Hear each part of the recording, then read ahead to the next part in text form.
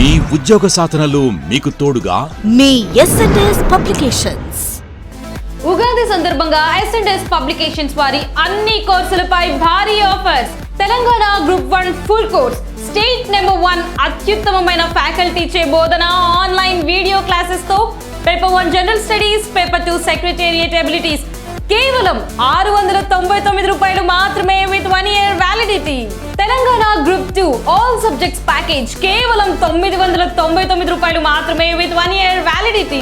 Telangana mains, SI and constable full course కేవలం 599 రూపాయలు మాత్రమే with 1 year validity. Telangana hostel welfare officers grade 1, grade 2 Telugu medium, paper 1 general studies, paper 2 education online full course కేవలం 2999 రూపాయలు మాత్రమే with 1 year వ్యాలిడిటీతో paper 2 books ఉచితంగా పంపబడును. Telangana hostel welfare officers paper 2 education online full course కేవలం 1999 రూపాయలు మాత్రమే విత్ 1 year వ్యాలిడిటీ. అలాగే పేపర్ 2 బుక్స్ ఉచితంగా పంపబడును. Telangana TRT SGT all subjects package కేవలం 1699 రూపాయలు మాత్రమే with 1 year validity. Telangana DSC school assistant content and methods, Telugu content and methods, గణితం content and methods, social content and methods, జీవశాస్త్రం కంటెంట్ అండ్ మెథడ్స్ ఏ package అయినా కేవలం 1699 రూపాయలు మాత్రమే. Telangana Gurukula Telugu full course paper 1 GS, paper 2 pedagogy, paper 3 content కేవలం 2999 రూపాయలు మాత్రమే విత్ 1 year వ్యాలిడిటీ. అలాగే పేపర్ 1 జనరల్ స్టడీస్ 4 బుక్స్ ఉచితంగా పంపబడును. Telangana Gurukula physical science full course paper 1 GS, paper 2 pedagogy and paper 3 content కేవలం 2999 రూపాయలు మాత్రమే విత్ 1 year వ్యాలిడిటీ. అలాగే పేపర్ 1 జనరల్ స్టడీస్ 4 బుక్స్ ఉచితంగా పంపబడును. Telangana Gurukula biological science full course paper 1 GS, paper 2 pedagogy and paper 3 content కేవలం 2999 రూపాయలు మాత్రమే విత్ 1 year వ్యాలిడిటీ. అలాగే పేపర్ 1 జనరల్ స్టడీస్ 4 బుక్స్ ఉచితంగా పంపబడును. Telangana Gurukula English content and methods paper 1 GS, paper 2 pedagogy and paper 3 content కేవలం 4999 రూపాయలు మాత్రమే విత్ 1 year వ్యాలిడిటీ. అలాగే పేపర్ 1 జనరల్ స్టడీస్ 4 బుక్స్ ఉచితంగా పంపబడును. Telangana Gurukula maths full course paper 1 GS, paper 2 pedagogy, paper 3 content కేవలం 2999 రూపాయలు మాత్రమే విత్ 1 year వ్యాలిడిటీ. అలాగే పేపర్ 1 జనరల్ స్టడీస్ 4 బుక్స్ ఉచితంగా పంపబడును. Telangana Gurukula social studies full course paper 1 GS, paper 2 pedagogy, paper 3 content కేవలం 2999 రూపాయలు మాత్రమే with 1 year validity. Paper 1 general studies 4 books ఉచితంగా పంపబడును. ఏపీ సచివాలయాలు 2023 general studies and mental abilities category 1 part A and part B, panchayati secretary, మహిళా police, అలాగే ward administrative secretary, అలాగే welfare and education assistant కేవలం 999 రూపాయలు మాత్రమే విత్ 1 year వ్యాలిడిటీ. ఏపీ సచివాలయాలు 2023 general studies and mental abilities part A మాత్రమే. Digital assistant, పశుసంవర్ధక శాఖ, water sanitation, horticulture, surveyor, ANM, agriculture, sericulture మొదలైనవి కేవలం 899 రూపాయలు మాత్రమే with 1 year validity. Andhra Pradesh ward సచివాలయాలు 2023 engineering assistant, ward amenities secretary all subjects package కేవలం 1999 రూపాయలు మాత్రమే with 6 months validity. Andhra Pradesh ward సచివాలయాలు 2023 వార్డు పారిశుద్ధ్యం మరియు పర్యావరణ కార్యదర్శి ఆల్ సబ్జెక్ట్స్ ప్యాకేజ్ కేవలం 1999 రూపాయలు మాత్రమే with 6 months validity. AP ward సచివాలయాలు 2023 యానిమల్ హస్బెండరీ అసిస్టెంట్, పశుసంవర్ధక శాఖ సహాయకుడు ఆల్ సబ్జెక్ట్స్ ప్యాకేజ్ కేవలం 1999 రూపాయలు మాత్రమే with 6 months validity.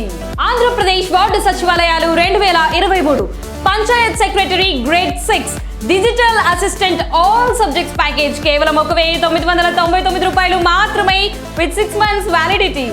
Andhra Pradesh mains, SI and constable full course కేవలం 599 రూపాయలు మాత్రమే with 1 year validity. Andhra Pradesh group 2 all subjects package కేవలం 1499 రూపాయలు మాత్రమే with 1 year validity. Andhra Pradesh TRT SGT all subjects package కేవలం 1699 రూపాయలు మాత్రమే with 1 year validity.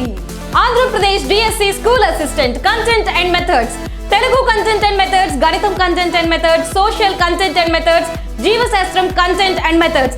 A package అయినా కేవలం 1699 రూపాయలు మాత్రమే. సో మరి ఇంకెందుకు ఆలస్యం?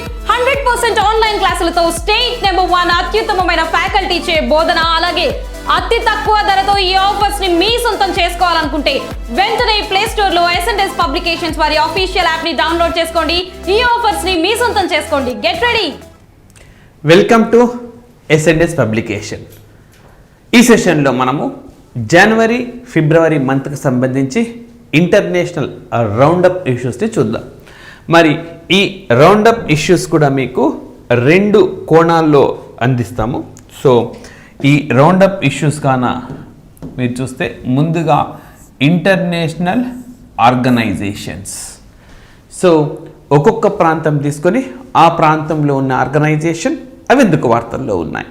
ఫర్ ఎగ్జాంపుల్ మనకు న్యూయార్క్లో UNO ఉన్నది, ఎట్ ద సేమ్ టైం మనకు UNDP ఉంది, యూనిసెఫ్ ఉంది, UN Women ఉంది. ఒక్కసారి న్యూయార్క్ వెళ్ళి ఆ న్యూయార్క్లో ఉండే ఈ ఆర్గనైజేషన్స్ మనకి 2 నెలల్లో ఏ విధంగా వార్తల్లో ఉన్నాయి అన్నది ముందుగా చూస్తాం. ఈ విధంగా అన్ని ఇంటర్నేషనల్ ఆర్గనైజేషన్స్ ముందు పూర్తి చేద్దాం. ఆ తర్వాత ఒక్కొక్క కాంటినెంట్ తీసుకొని ఒక్కొక్క కాంటినెంట్లో న్యూస్లో ఉన్న కంట్రీస్ అన్నమాట. లైక్ ఫర్ ఎగ్జాంపుల్ మనం ఏషియా తీసుకుంటే జపాన్ న్యూస్లో ఉన్నది, చైనా ఉంది, పాకిస్తాన్ ఉంది, శ్రీలంక ఉంది, బంగ్లాదేశ్. ఈ విధంగా ఒక్కొక్క దేశం చూసుకుంటూ వెళ్ళిపోదాం. సో రైట్, మరి ముందుగా మనం ఏం స్టార్ట్ చేయబోతున్నామనంటే ఆర్గనైజేషన్స్. రైట్, సో ఇది ఈక్వేటర్ అని అనుకుంటే మనకు నార్త్ అమెరికాలో మనకు ఆర్గనైజేషన్స్ ఉన్నాయి. Like Canada. రైట్, కెనడాలో మాంట్రియల్లో ఇంటర్నేషనల్ సివిల్ ఏవియేషన్ ఆర్గనైజేషన్. అదేవిధంగా యుఎస్ఏలోని న్యూయార్క్, అదేవిధంగా మనకు యుఎస్ఏలోని వాషింగ్టన్. సో ముందుగా ఈ 3 నగరాలకు వెళ్ళి ఇక్కడ ఉండే ఆర్గనైజేషన్స్ వార్తల్లో ఎందుకున్నాయో చూద్దాం. తర్వాత యూరప్ గాన మనం వస్తే స్విట్జర్లాండ్లోని జెనీవా, అదేవిధంగా ఫ్రాన్స్లోని ప్యారిస్. ఈ విధంగా న్యూస్లో ఉన్నాయి. అండ్ ఏషియన్ కాంటినెంట్లో మనకు ఇండియాలో ఉన్న ఇంటర్నేషనల్ సోలార్ అలయన్స్, అది కూడా వార్తల్లో ఉంది. మనకి ఈ 2 నెలల్లో ఇవన్నీ ఎందుకు వార్తల్లో ఉన్నాయి అని మనం చూద్దాం. ముందుగా నేను ఎక్కడికి వెళ్తున్నానంటే కెనడాలోని మాంట్రియల్. సో కెనడాలోని మాంట్రియల్లో ఇంటర్నేషనల్ సివిల్ ఏవియేషన్ ఆర్గనైజేషన్ అని చెప్పి ఉన్నది. International civil aviation organisation. మరి ఈ ఆర్గనైజేషన్ ఇప్పుడు ఎందుకు వార్తల్లో ఉంది అని అంటే aviation safety oversight ranking.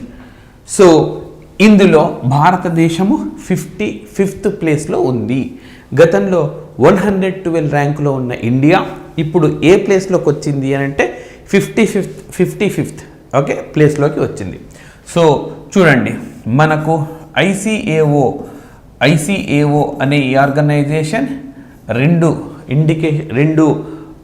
Like rankings ఇస్తుంది. ఒకటేమో aviation safety. So aviation safety అని అంటే మనకు విమానయాన రంగానికి సంబంధించిన భద్రత, ఏవియేషన్ సేఫ్టీ. ఇందులో భారత్ 48 ప్లేస్లో ఉంది. ఇది గతంలో ఇచ్చింది. ఇప్పుడు ఏంటంటే ఏవియేషన్ సేఫ్టీ ఓవర్సైట్, మనము విమాన రంగంలో భద్రతా పర్యవేక్షణ ఎట్లా ఉంది. ఓకే, ఏవియేషన్ సేఫ్టీ ఓవర్సైట్ అంటారు. అంటే మనకు ఈ విమానయాన రంగ పర్యవేక్షణ, విమానయాన రంగం. సో ఈ సెక్యూరిటీ మెజర్స్ ఏ విధంగా మానిటర్ చేస్తున్నారు, ఈ అంశంలో మన ర్యాంక్ ఎంత అంటే 55th. గతంలో ఇందులో మన ర్యాంక్ ఎంత అంటే 112గా ఉండింది. సో ఏవియేషన్ సేఫ్టీ ర్యాంకింగ్ అని ఎగ్జామ్లో అడిగితే 48 అని చెప్పాలి. ఏవియేషన్ సేఫ్టీ ఓవర్సైట్ ర్యాంకింగ్ అని అడిగితే 55 అని చెప్పాలి. సో ఈ విధంగా మనకు ఇంటర్నేషనల్ సివిల్ ఏవియేషన్ ఆర్గనైజేషన్ వార్తల్లోకి వచ్చింది. ఇది కెనడాలోని మాంట్రియల్ కేంద్రంగా పనిచేస్తూ ఉంటుంది. Chicago convention, right, Chicago convention ద్వారా దీన్ని ఎస్టాబ్లిష్ చేసినారు, రైట్. సో ఇది మనకు కెనడాలోని మాంట్రియల్లో ఉండే ఆర్గనైజేషన్, దాని ఎక్స్ప్లెనేషన్. అండ్ నెక్స్ట్ ఎక్కడికి వెళ్తున్నామనంటే అమెరికాలోని న్యూయార్క్కు వెళ్తున్నాం. ఓకే, అమెరికాలోని న్యూయార్క్కు వెళ్తున్నాం. మరి ఈ న్యూయార్క్లో ఏమేమి ఆర్గనైజేషన్స్ ఉన్నాయి అని అంటే యునైటెడ్ నేషన్స్ ఆర్గనైజేషన్ ఉన్నది, ఐక్యరాజ్య సమితి అని అంటాం. అదేవిధంగా UNDP ఉన్నది, యునైటెడ్ నేషన్స్ డెవలప్మెంట్ ప్రోగ్రామ్.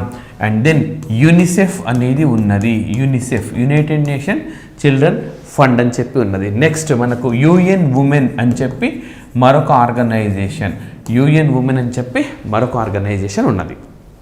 మరి ఈ యునైటెడ్ నేషన్స్ ఆర్గనైజేషన్కు సంబంధించి 6 ఆర్గాన్స్ ఉన్న సంగతి మీకు తెలిసిందే. ఇందులో ఒకటి యునైటెడ్ నేషన్ జనరల్ అసెంబ్లీ, రెండోది United nation security council, right. So ఇప్పుడు మనకు ఈ న్యూయార్క్లో ఉండే వాటిలో యునైటెడ్ నేషన్స్ ఆర్గనైజేషన్ మొత్తం యాజ్ అన్ ఆర్గాన్ ఇది న్యూస్లో ఉంది. నెక్స్ట్ జనరల్ అసెంబ్లీ న్యూస్లోకి వచ్చింది, యునైటెడ్ నేషన్స్ సెక్యూరిటీ కౌన్సిల్ న్యూస్లోకి వచ్చింది. UNDP మనకు పెద్దగా న్యూస్లో లేదు కాబట్టి నేను తీసేసినాను. యూనిసెఫ్, UN ఉమెన్ మళ్ళీ ఈ 2 ఆర్గనైజేషన్స్ మనకు వార్తల్లో ఉన్నాయి. కాబట్టి న్యూయార్క్లో నేను ఇప్పుడు ఏమేమి డిస్కస్ చేయబోతున్నా, UNO, UNGA, UNSC, UNICEF, UN women, that's it. దీంతో న్యూయార్క్ నుంచి మనం బయటపడవచ్చు. సో ముందుగా మనం యునైటెడ్ నేషన్స్ ఆర్గనైజేషన్స్ చూస్తున్నాం, ఐక్యరాజ్య సమితిని చూస్తూ ఉన్నాం అనమాట. 193 దేశాల ఆర్గనైజేషన్, ప్రపంచంలోనే అతిపెద్ద ఆర్గనైజేషన్గా చెప్తాం.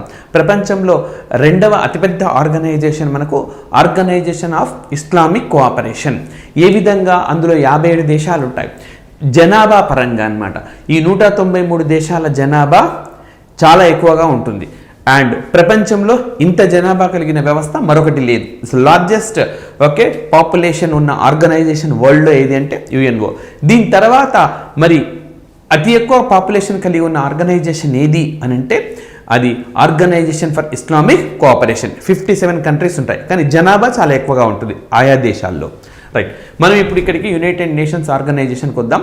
1945 అక్టోబర్ 24 నాడు ఎస్టాబ్లిష్ చేసిన ఈ సంస్థకు ప్రస్తుతం మనకు సెక్రటరీ జనరల్గా అంటోనియో గుటెరస్ ఉన్నారు. మరి ఈ organisation UN habitat, okay, habitat అని అంటే ఆవాసము అని అర్థము,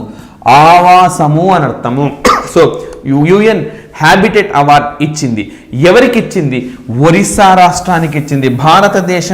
భారతదేశంలోని ఓకే ఏ రాష్ట్రానికి ఇచ్చింది అంటే ఒరిస్సా రాష్ట్రానికి ఇచ్చింది.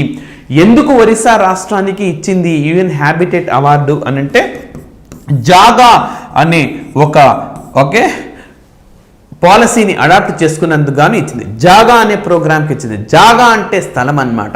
సో ఈ జాగా ప్రధానమైన లక్ష్యం ఏంటి అని అంటే ఇది ప్రపంచంలోనే world's largest titling programme, right. World's largest titling programme అంటే ప్రపంచంలోనే అతిపెద్ద పట్టాలు ఇచ్చే కార్యక్రమం అన్నమాట.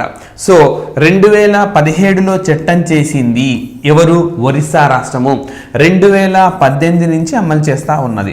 2017లో చట్టం చేసి 2018 నుంచి అమలు చేస్తూ ఉంది జాగా అనే ఒక ప్రోగ్రామ్ని. ఇందులో భాగంగా ఏం చేస్తూ ఉన్నారనంటే మరి ఎవరైతే స్లమ్ ఏరియాస్ మురికివాడల్లో ఉన్నారో వాళ్లకు ఆయా స్థలాలపైన పట్టాలు ఇచ్చేస్తున్నారు. పట్టాలు ఇవ్వడం, జాగా ఇస్తున్నారు, స్థలాన్ని ఇచ్చేస్తున్నారు, ఆ విధంగా టైటిల్స్ ఇచ్చేస్తున్నారు. అందుకే దీన్ని వరల్డ్స్ లార్జెస్ట్ టైటిల్ ప్రోగ్రామ్ అంటారు. 2017లో చట్టం చేసి 2018లో అమలు చేస్తున్నాం. ఈ పర్టికులర్ విధానం ఓకే ఈ పాలసీకి ముఖ్య ఎయిమ్, ఆబ్జెక్టివ్, లక్ష్యం ఏంటి అని అంటే 2023 నాటికి ఒరిస్సా రాష్ట్రాన్ని స్లమ్ ఫ్రీ చెయ్యాలి. అంటే మురికివాడలు లేని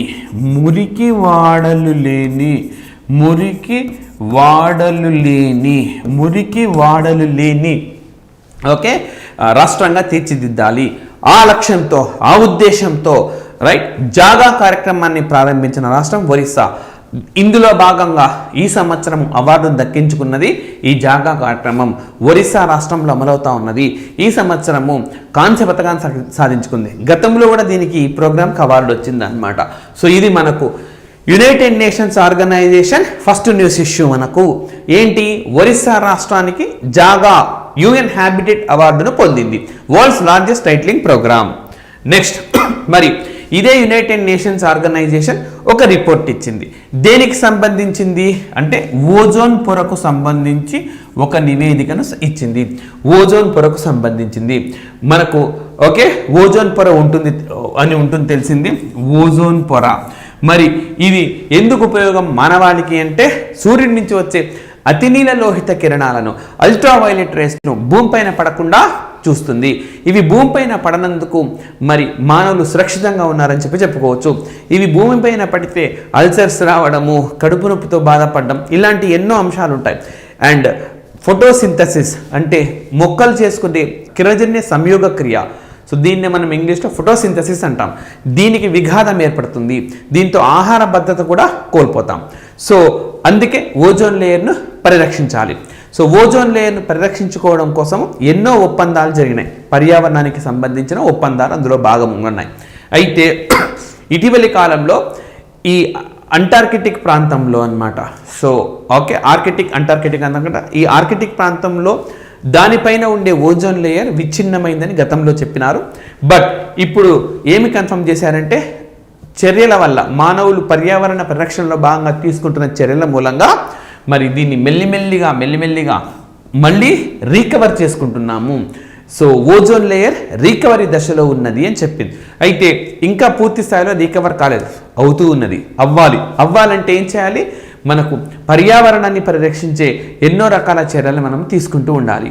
దీంట్లో దేశాలు మాత్రమే కాదు, ప్రతి మనిషి కష్టపడాలి, ప్రతి ఫ్యామిలీ కష్టపడాలి, ప్రతి గ్రామము, ప్రతి మండలం, ప్రతి జిల్లా, ప్రతి రాష్ట్రం, ప్రతి దేశం అండ్ మొత్తం అల్టిమేట్గా ప్రపంచం కూడా కృషి చేయాలి. కృషి చేసినప్పుడే ఈ ఓజోన్ పొరను మనం రక్షించుకోగలుగుతాం. అది రక్షించుకుంటేనే ఆహార భద్రత ఉంటుంది, ఆరోగ్యం అనేది ఉంటుంది. సో ఈ విధంగా యునైటెడ్ నేషన్స్ ఆర్గనైజేషన్ రెండో అంశం రీత్యా మనకు వార్తల్లోకి వచ్చింది. మొదటి అంశం ఏం చెప్పుకున్నాము, ఒరిస్సాలోని జాగాది. అంతకుముందు మనం డిస్కస్ చేసింది మాంట్రియల్లోని ICAO, International civil aviation Organisation. ముందుగా కెనడాకి వెళ్ళాం, మాంట్రియల్కి వెళ్ళాం, తర్వాత న్యూయార్క్కి వచ్చాం. న్యూయార్క్లో 2 న్యూస్ ఇష్యూస్ చూసినాము. అండ్ నెక్స్ట్ 3 చూద్దాము, మనకు యునైటెడ్ నేషన్స్ ఓకే యూనివర్సిటీ, అదేవిధంగా యునైటెడ్ నేషన్స్కు సంబంధించి మనము institute for water, environment and health అని మరొక ఆర్గనైజేషన్ ఉన్నది. Institute for water, environment and health ఇది మనకు కెనడాలోని ఒంటారియోలో ఉంటుంది. Canada right. సో కెనడా మరొకసారి వార్తల్లోకి వచ్చింది. కెనడాలోని ఒంటారియో అనే ప్రాంతంలో ఉంటుంది. ఇంతకుముందు ఎక్కడ మాంట్రియల్లో, అది కూడా కెనడా, అక్కడ ఉన్నది ICAO. ఎందుకు వార్తల్లోకి వచ్చింది, ర్యాంకింగ్ 55లో వచ్చింది. ఏ ర్యాంకింగ్ అది, మనకు okay aviation safety oversight ranking అది రైట్. ఇక్కడ ఎందుకు న్యూస్లోకి వచ్చింది, భారతదేశంలో డ్యామ్స్కు సంబంధించి ఒక నివేదికను రిలీజ్ చేసింది. ఏ నివేదికను రిలీజ్ చేసింది, డ్యామ్స్కు సంబంధించింది, ఏం చెప్పింది అని అంటే like UN university institute on water environment, UN think tank over on water. So ఏమి కన్క్లూడ్ చేసింది అని అంటే భారతదేశంలో ప్రాజెక్టులను సరిగ్గా చూసుకోకపోతే వాటి కెపాసిటీ అంటే వాటర్ని స్టోర్ చేసుకోగల కెపాసిటీ, నీళ్లను నిల్వ చేసుకోగల సామర్థ్యము 26% మేర తగ్గిపోతుంది అని చెప్పింది. సో ఎన్నో భారతదేశంలో 3500కు పైగా డ్యామ్స్ ఉన్నాయి, వాటి కెపాసిటీ 26% మేర తగ్గిపోతుంది. ఎప్పుడు సరైన చర్యలు తీసుకోకపోతే 2050 నాటికి ఆయా మొత్తం డ్యామ్స్ స్టోరేజ్ కెపాసిటీ 26% మేర తగ్గుతుందని చెప్పి మనకు యునైటెడ్ నేషన్స్ చెందిన ఈ institute for water, environment and health ఇవి ఒక నివేదికను అందించినాయి. సో ఈ విధంగా మనకు మరొకసారి యునైటెడ్ నేషన్స్ ఆర్గనైజేషన్ వార్తల్లోకి వచ్చింది. సో UNO ఎన్ని అంశాలు అయితే వార్తల్లోకి వచ్చింది, ఫస్ట్ ఏమో జాగా అనే ప్రోగ్రామ్ని డిస్కస్ చేసినాం, సెకండ్ ఓజోన్ లేయర్, థర్డ్ ఏమో మన భారతదేశంలోని డ్యామ్స్కు సంబంధించిన నివేదిక. ఇది యునైటెడ్ నేషన్స్ ఆర్గనైజేషన్. అండ్ ఇదే యునైటెడ్ నేషన్స్ ఆర్గనైజేషన్ సంబంధించి 4వ అంశాన్ని నేను డిస్కస్ చేయబోతున్నాను. అదేంటనంటే Afshan Khan right. Afshan Khan so Indo Canadian, ఈయన స్కేలింగ్ అప్ న్యూట్రిషన్ మూవ్మెంట్కు మనకు కోఆర్డినేటర్గా అపాయింట్ అయినాడు అనమాట. అఫ్సాన్ ఖాన్ అని చెప్పి, అఫ్సాన్ ఖాన్, ఓకే, అఫ్సాన్ ఖాన్ అని చెప్పి సన్ అంటాం. సన్ అంటే ఏంటి? స్కేలింగ్ అప్ న్యూట్రిషన్ అని అర్థం. Scaling up nutrition. సో ప్రపంచ దేశాల్లో పోషకాహార పదార్థాలని, పోషకాలను పెంచేందుకు కృషి చేసే ఒక టాస్క్కు ఈయన సమన్వయకుడిగా లేదా కోఆర్డినేటర్గా అపాయింట్ అయినారు. ఎవరు అని అంటే అఫ్సాన్ ఖాన్. రైట్, గుర్తుపెట్టుకోవాలి. సో ఈ విధంగా మనకు మరొక అంశం రీత్యా యునైటెడ్ నేషన్స్ ఆర్గనైజేషన్ వార్తల్లోకి వచ్చింది. రైట్, అండ్ నెక్స్ట్ మరొక ఇష్యూ యునైటెడ్ నేషన్స్కు సంబంధించింది అంటే వరల్డ్ ఇంటర్ఫెయిత్ హార్మోనీ వీక్ 2023 ఎక్కడ కండక్ట్ చేసిందంటే మనకు పంజాబ్లోని లుధియానాలో కండక్ట్ చేసింది. పంజాబ్లోని లుధియానాలో కండక్ట్ చేసింది. ఏ డేట్ నాడు కండక్ట్ చేసిందంటే 16th ఫిబ్రవరి నాడు కండక్ట్ చేసింది. సో దేనికి ఉద్దేశించింది ఇది అనంటే ప్రపంచవ్యాప్తంగా సామరస్యత ఉండాలి. అన్ని మతాలు, అన్ని కులాలు, అన్ని సామాజిక వర్గాలు, వర్ణాలు అన్నీ కూడా కలిసిమెలిసి జీవించాలి. ఆ విధంగా జీవించాలి అనంటే సో ఒక్కొక్క ప్లేస్లో సమావేశం ఏర్పాటు చేసుకొని పరస్పరం ఇచ్చిపుచ్చుకునే వ్యవస్థలు అనేవి ఉండాలి. అందులో భాగంగా మనకు ఉన్నది హార్మనీ వీక్. ప్రతి సంవత్సరము ఫిబ్రవరిలో ఇది నిర్వహిస్తూ ఉంటుంది.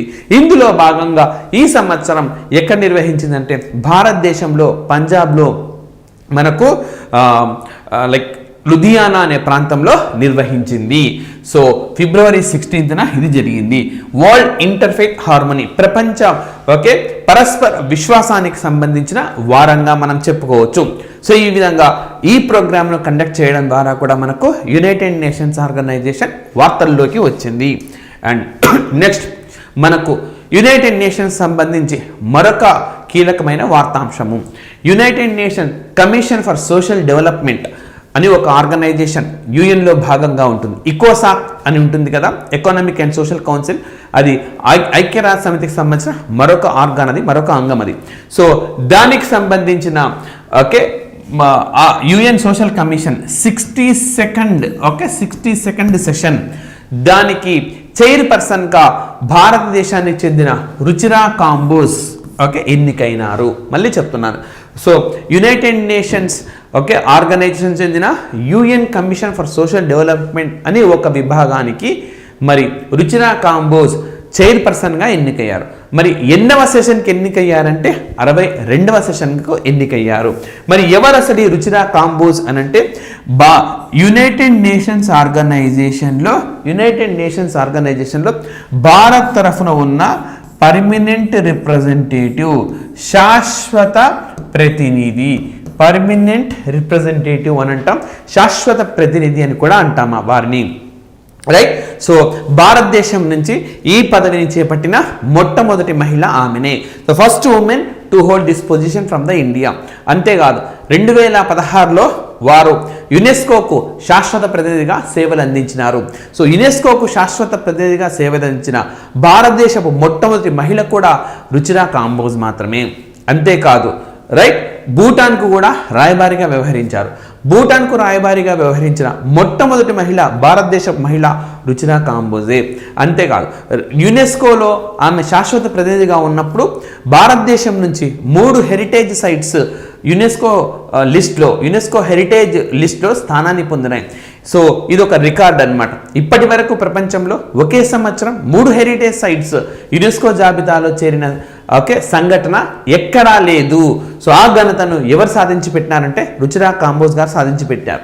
సో ఈ విధంగా 62వ యుఎన్ సోషల్ కమిషన్కు ఆమె నేతృత్వం వహించబోతున్నారు. భారతదేశం తరఫున యునైటెడ్ నేషన్స్ ఆర్గనైజేషన్లో శాశ్వత ప్రతినిధిగా వారున్నారు.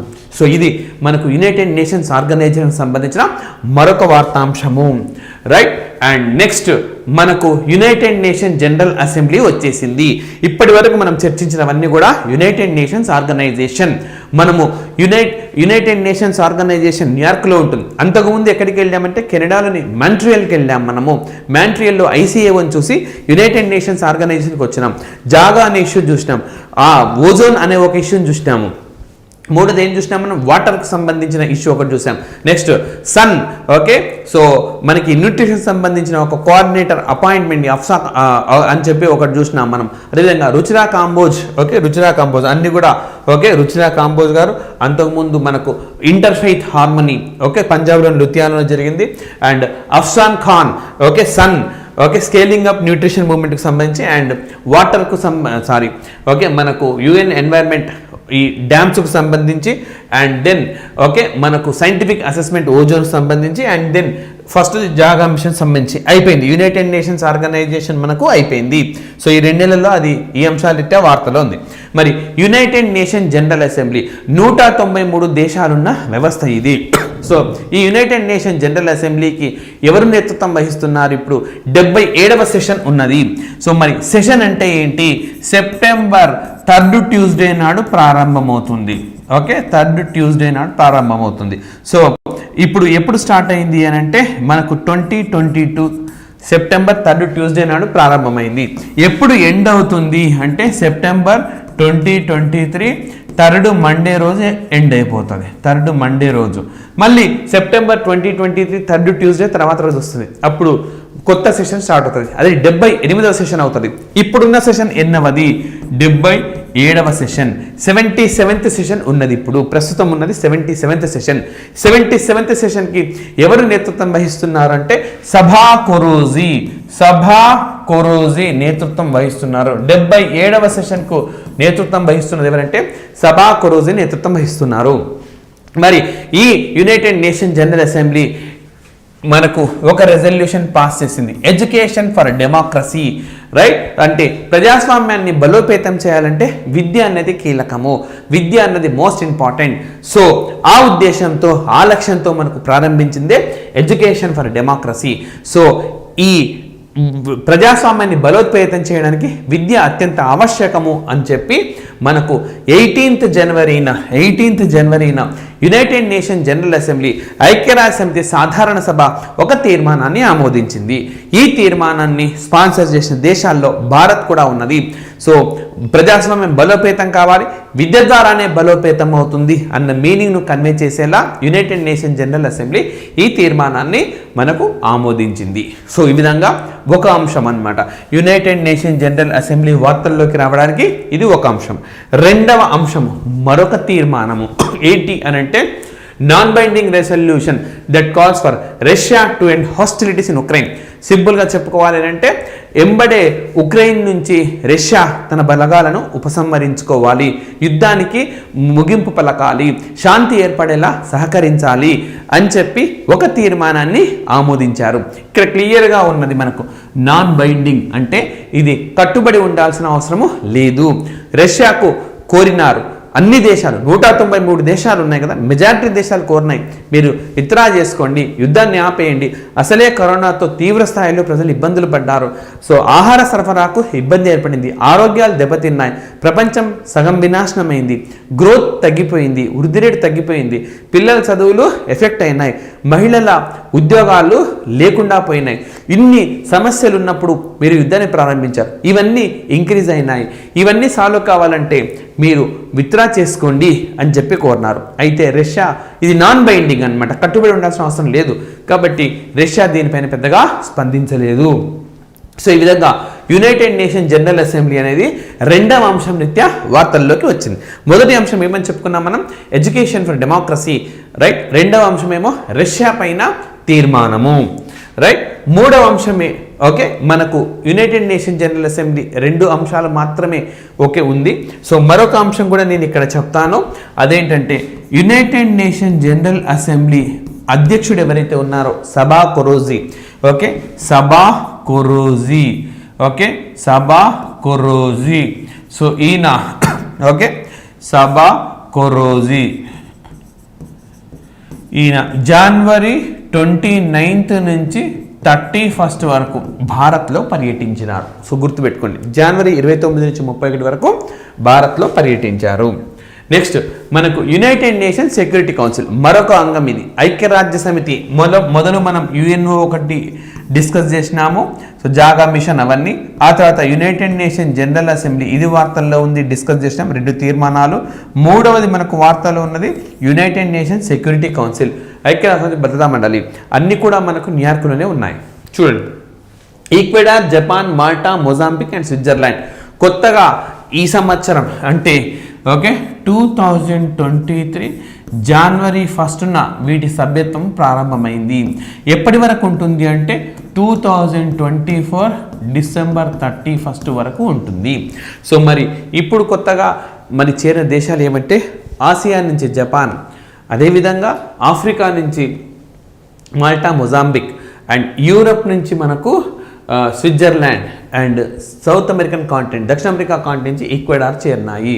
సో ఏ దేశాల ప్లేస్లో ఇవి చేరినాయి అని అంటే India, Ireland, Kenya, Mexico, Norway, ఈ 5 దేశాల స్థానంలో 5 దేశాలు వెళ్ళినాయి.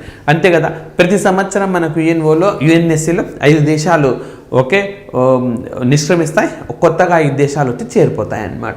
సో ఇప్పుడు భారత్ కూడా మరి 2020 1 జనవరి 1న భారత్ సభ్యత్వం పొందింది. 2022 డిసెంబర్ 31వ తేదీన భారత్ నిష్క్రమించింది. మరి ఈ క్రమంలో భాగంగా 2021లో ఆగస్టు నెలలో యుఎన్ఎస్ఏకి భారత్ నేతృత్వం వహించింది. 2022లో డిసెంబర్లో భారత్ యుఎన్ఎస్ఏకి నేతృత్వం వహించింది. అండ్ అంతేకాదు, భారత్ 2020 ఆగస్టులో నేతృత్వం వహిస్తున్నప్పుడు ఆ నెల 9వ తేదీన భారత ప్రధానమంత్రి నరేంద్ర మోడీ యుఎన్ఎస్సిని ఉద్దేశించి ప్రసంగించినారు. మరి భారత్ యుఎన్ఎస్సికి నేతృత్వం వహిస్తున్నప్పుడు మాట్లాడిన మొదటి ప్రధానమంత్రిగా ఆయన ఒక కొత్త రికార్డును సృష్టించినారు. ఆయన UNCLOS అంటే మనకు ఈ తీర భద్రతకు సంబంధించి United Nations Convention on Law of Sea, అదేవిధంగా తీర భద్రత, ఇవన్నీ అంశాల గురించి మాట్లాడినారు. సో ఇది మనకు యునైటెడ్ నేషన్స్ సెక్యూరిటీ కౌన్సిల్ మొదటి అంశం. And United Nations security council రెండవ అంశం ఏంటి అని అంటే అబ్దుల్ రెహమాన్ మక్కీ అనే ఒక ఉగ్రవాదిని గ్లోబల్ టెర్రరిస్ట్గా తీర్మానం చేస్తూ యుఎన్ఎస్సి ఒక ప్రతిపాదనకు ఆమోదం తెలిపింది. Right. So Abdul Rehman Makki, so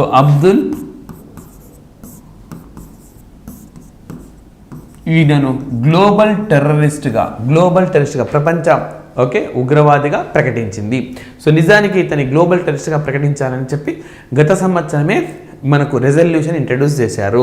so Abdul Rehman మక్కీ అనే ఒకతన్ని, అదేవిధంగా మనకు అజర్ రౌఫ్ అనే ఒక వ్యక్తిని, అదేవిధంగా మనకు సాజిద్ మిర్ అనే ఒక వ్యక్తిని, తల్హా సయీద్ అని ఒక వ్యక్తిని, మహమూద్ అని ఒక వ్యక్తిని, వీళ్ళందరినీ అంతర్జాతీయ ఉగ్రవాదులుగా ప్రకటించాలని చెప్పి భారత్, అమెరికాలు సంయుక్తంగా వేరువేరు సందర్భాల్లో తీర్మానాలను ప్రవేశపెట్టాయి. బట్ దురదృష్టవశాత్తు వాటన్నింటినీ చైనా అడ్డుకుంది. కానీ 2023 జనవరి 17వ తేదీన అమెరికా అబ్దుల్ రెహమాన్ మక్కీపై ప్రవేశపెట్టిన తీర్మానాన్ని ఎవరు అడ్డుకోలేదు. దీంతో ఇతన్ని గ్లోబల్ టెర్రరిస్ట్గా ప్రకటించినారు.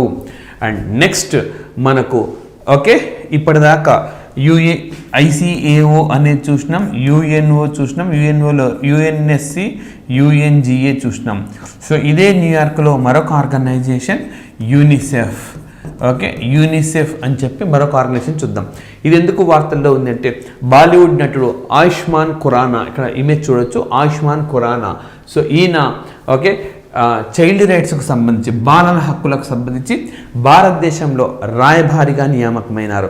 సో బాలల హక్కులకు సంబంధించి భారతదేశంలో రాయబారిగా నియామకమైన నటుడు ఎవరు అంటే ఆయుష్మాన్ ఖురానా. 18th ఫిబ్రవరిన ఆయన్ని అపాయింట్ చేస్తూ యూనిసెఫ్ న్యూయార్క్ కేంద్రంగా పనిచేసే వ్యవస్థ అది ఒక ఉత్తర్వును ఇచ్చింది. Right. Next UN women. So ఇదొక్క ఆర్గనైజేషన్ అయిపోతే ఇంకా మనం న్యూయార్క్ నుంచి బయటపడవచ్చు. మనం కెనడాకి వెళ్ళి మాంట్రియల్కి వెళ్ళినాం, అక్కడి నుంచి బయటపడ్డాం, న్యూయార్క్కి వెళ్ళాం. ఈ న్యూయార్క్లో అన్ని ఆర్గనైజేషన్స్ చూస్తూ ఉన్నాం. చివరికి వచ్చేసినాం మనం. So UN women, so United Nations organisation women welfare కోసం పనిచేసే సంస్థ. సో ఇది ఇటీవలి కాలంలో భారతదేశంలోని కేరళ ప్రభుత్వంతో ఒప్పందాన్ని కుదుర్చుకుంది.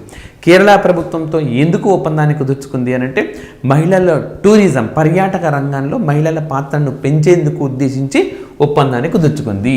So in order to promote activities that are welcoming to women in the state tourism industry, రాష్ట్ర పర్యాటక వ్యవస్థల్లోకి, పర్యాటక రంగంలోకి మహిళలకు ఆహ్వానం పలుకుతూ యుఎన్ ఉమెన్తో ఒప్పందానికి తెచ్చుకున్న భారతదేశపు రాష్ట్రం ఏది అని అంటే కేరళ రాష్ట్రము.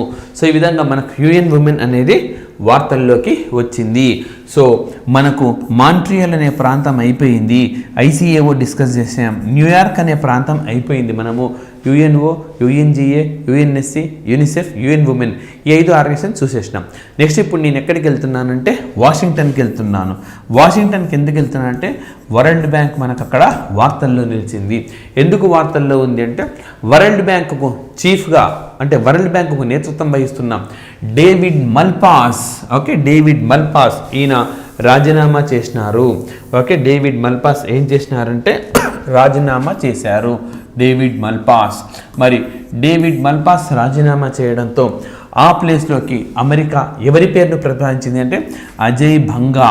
ఓకే, అజయ్ బంగా అని చెప్పి భారత సంతతికి చెందిన వ్యక్తి పేరును ప్రతిపాదించింది. ఇంకా అది కన్ఫర్మేషన్ కాలేదు, అంటే ఆయన నియామకంకి పూర్తి స్థాయిలో ఇంకా ప్రొసీజర్ పూర్తి కాలేదు, కాకపోతే ఆయన పేరునైతే ప్రతిపాదించింది. అదేవిధంగా ఇదే ఆర్గనైజేషన్లో మనకు ఎగ్జిక్యూటివ్ డైరెక్టర్గా ఉన్న రాజేష్ కుల్లార్. ఓకే, రాజేష్ కుల్లార్ ఈయన హర్యానా క్యాడర్ ఐఏఎస్ ఆఫీసర్. ఈయన హర్యానాకు వచ్చేసినారు అనమాట. ఓకే, ఆయన హర్యానాకు వచ్చేసినారు. రాజేష్ కుల్లార్ హర్యానాకు తిరిగి వచ్చినారు. అంటే ఎగ్జిక్యూటివ్ డైరెక్టర్గా ఆ పదవి ఖాళీగా ఉన్నది. ఆ పదవిలోకి పరమేశ్వరన్ అయ్యర్ను తీసుకెళ్లారు. ఈయన నీతి ఆయోగ్ సీఈఓగా ఉన్నాడు. మరి నీతి ఆయోగ్ సీఈఓగా ఉన్న ఆయన ఇప్పుడు వరల్డ్ బ్యాంక్కి వెళ్ళడంతో ఆ ప్లేస్లో బీవీఆర్ సుబ్రహ్మణ్యం. ఓకే, బీవీఆర్ సుబ్రహ్మణ్యంని తీసుకొని వచ్చినారు. సో ఈ విధంగా మనకు ఈ అంశాలన్నీ కూడా వార్తల్లో ఉన్నాయి. రైట్, సో ఈ విధంగా మనకు ఓకే వరల్డ్ బ్యాంక్ అనేది న్యూస్లో ఉంది. డేవిడ్ మల్పాస్కు సంబంధించి మనకు వరల్డ్ బ్యాంక్ అన్నది న్యూస్లోకి వచ్చింది. సో ఈ విధంగా మనము అమెరికా నార్త్ అమెరికన్ కాంటినెంట్ అయిపోగొట్టేసినాం. కెనడాలోని మాంట్రియల్కి వెళ్ళాము, న్యూయార్క్ వెళ్ళాం, వాషింగ్టన్కి వెళ్ళాం. వరల్డ్ బ్యాంక్ ఎక్కడ ఉంటుందంటే వాషింగ్టన్లో ఉంటుంది. So OPCW organisation okay for the prohibition of chemical weapons. So నెదర్లాండ్స్లోని ది హేగ్ కేంద్రంగా పనిచేస్తూ ఉంటుంది. OPCW organisation for the prohibition of chemical weapons. So ఈ ఆర్గనైజేషన్ ఎందుకు వార్తలు? ఇప్పుడు మనం ఎక్కడికి వెళ్తున్నామంటే నెదర్లాండ్స్లో ది హేగ్కి వెళ్ళాం. సో ఇప్పటి వరకు మనం ఎక్కడెక్కడ ఉన్నాం? సో మాంట్రియల్కి వెళ్ళాం, న్యూయార్క్ వెళ్ళాం, వాషింగ్టన్కి వెళ్ళాం. ఇప్పుడు ఎక్కడికి వచ్చినాం? నెదర్లాండ్స్లోని ది హేగ్కి వచ్చినాం. ది హేగ్ని ఏమంటారు? Judicial capital of the world అంటారు. ఇక్కడ ఉన్న ఆర్గనైజేషన్స్ ఏమేమి ఉన్నాయి? ఐసీజే ఉన్నది, International court of Justice, ICC ఉన్నది, ఇంటర్నేషనల్ క్రిమినల్ కోర్ట్, ఓపీసీడబ్ల్యూ కూడా ఉన్నది, Organisation for the prohibition of chemical Weapons అనే ఒక సంస్థ కూడా ఉన్నది. మరి ఈ సంస్థ ఎందుకు వార్తల్లో ఉంది అని అంటే సిరియా దేశం రీత్యా వార్తల్లో ఉంది. సిరియా దేశం ఎందుకు వార్తల్లో ఉంది అంటే అసలు 2011 నుంచి ఒకే అంశం రీత్యా వార్తల్లో ఉంది. ఏంటా అంశము అని అంటే సిరియా ప్రభుత్వం ఉన్నది, గవర్నమెంట్. సిరియా గవర్నమెంట్ను వ్యతిరేకిస్తున్న వర్గం కూడా ఉన్నది. రైట్, సో సిరియాను ఓకే అపోజింగ్ గవర్నమెంట్, ఇద్దరి మధ్య యుద్ధం జరుగుతూ ఉన్నది. సో ఇలాంటి సందర్భంలో ఈ క్రమంలో సిరియా ప్రభుత్వము తన ప్రజలపైనే రసాయన ఆయుధాలను వాడింది. ఏ ఆయుధాలైతే వాడరాదో, ఏమైతే నిషేధించిన ఆయుధాలు ఉన్నాయో ఆ ఆయుధాలను వాడింది, 2018లో వాడింది అని చెప్పి ఇటీవలే మనకు ఓపీసీడబ్ల్యూ కన్ఫర్మ్ చేసింది. ఏ విధంగా అడుగుతారు ఎగ్జామినేషన్లో క్వశ్చన్ అని అంటే, సో ఇటీవలే ఓపీసీడబ్ల్యూ ఏ దేశంలో ఆ దేశ ప్రజలపైనే ప్రభుత్వమే రసాయన ఆయుధాలను వాడింది అని చెప్పి అడిగితే క్వశ్చన్ మనం ఏమని చెప్తాం? అది సిరియాలో జరిగింది ఆ సంఘటన. ఎవరు చెప్పినారు? ఓపీసీడబ్ల్యూ ఎక్కడ ఉన్నది? మనకు నెదర్లాండ్స్లోని ది హేగ్లో ఉంది. సో హేగ్ ఓకే నెదర్లాండ్స్లోని the Hague judicial capital of the world. దీనికి సంబంధించి మనము క్వశ్చన్ ఒక ఇష్యూ పూర్తి చేసినాం. రెండవ ఇష్యూ మనకు international court of justice okay హేగ్లో ఉంటుంది. ఇంటర్నేషనల్ కోర్ట్ ఆఫ్ జస్టిస్ ఇది కూడా హేగ్లోనే ఉంటుంది. మరి ఎందుకు వార్తల్లో ఉందంటే వనౌటు అనే ఒక దేశం ఉంది. ఓకే వనౌటు అనే ఒక దేశం ఉంది. సో ఒక 16 దేశాల తరఫున 16 కంట్రీస్ తరఫున ఈ వనౌటు అనే దేశము ఇంటర్నేషనల్ కోర్ట్ ఆఫ్ జస్టిస్ అంతర్జాతీయ న్యాయస్థానానికి ఒక వినతిని తీసుకెళ్ళింది. ఏమని? ఐసీజే మీరు యుఎన్ఓను ఆదేశించాలి, అదేవిధంగా మనకు UNEP United Nations environment programme ఆదేశించాలి, యునైటెడ్ నేషన్స్ జనరల్ అసెంబ్లీని ఆదేశించాలి, యునైటెడ్ నేషన్స్ సెక్యూరిటీ కౌన్సిల్ని ఆదేశించాలి. ఏమని ఆదేశించాలి?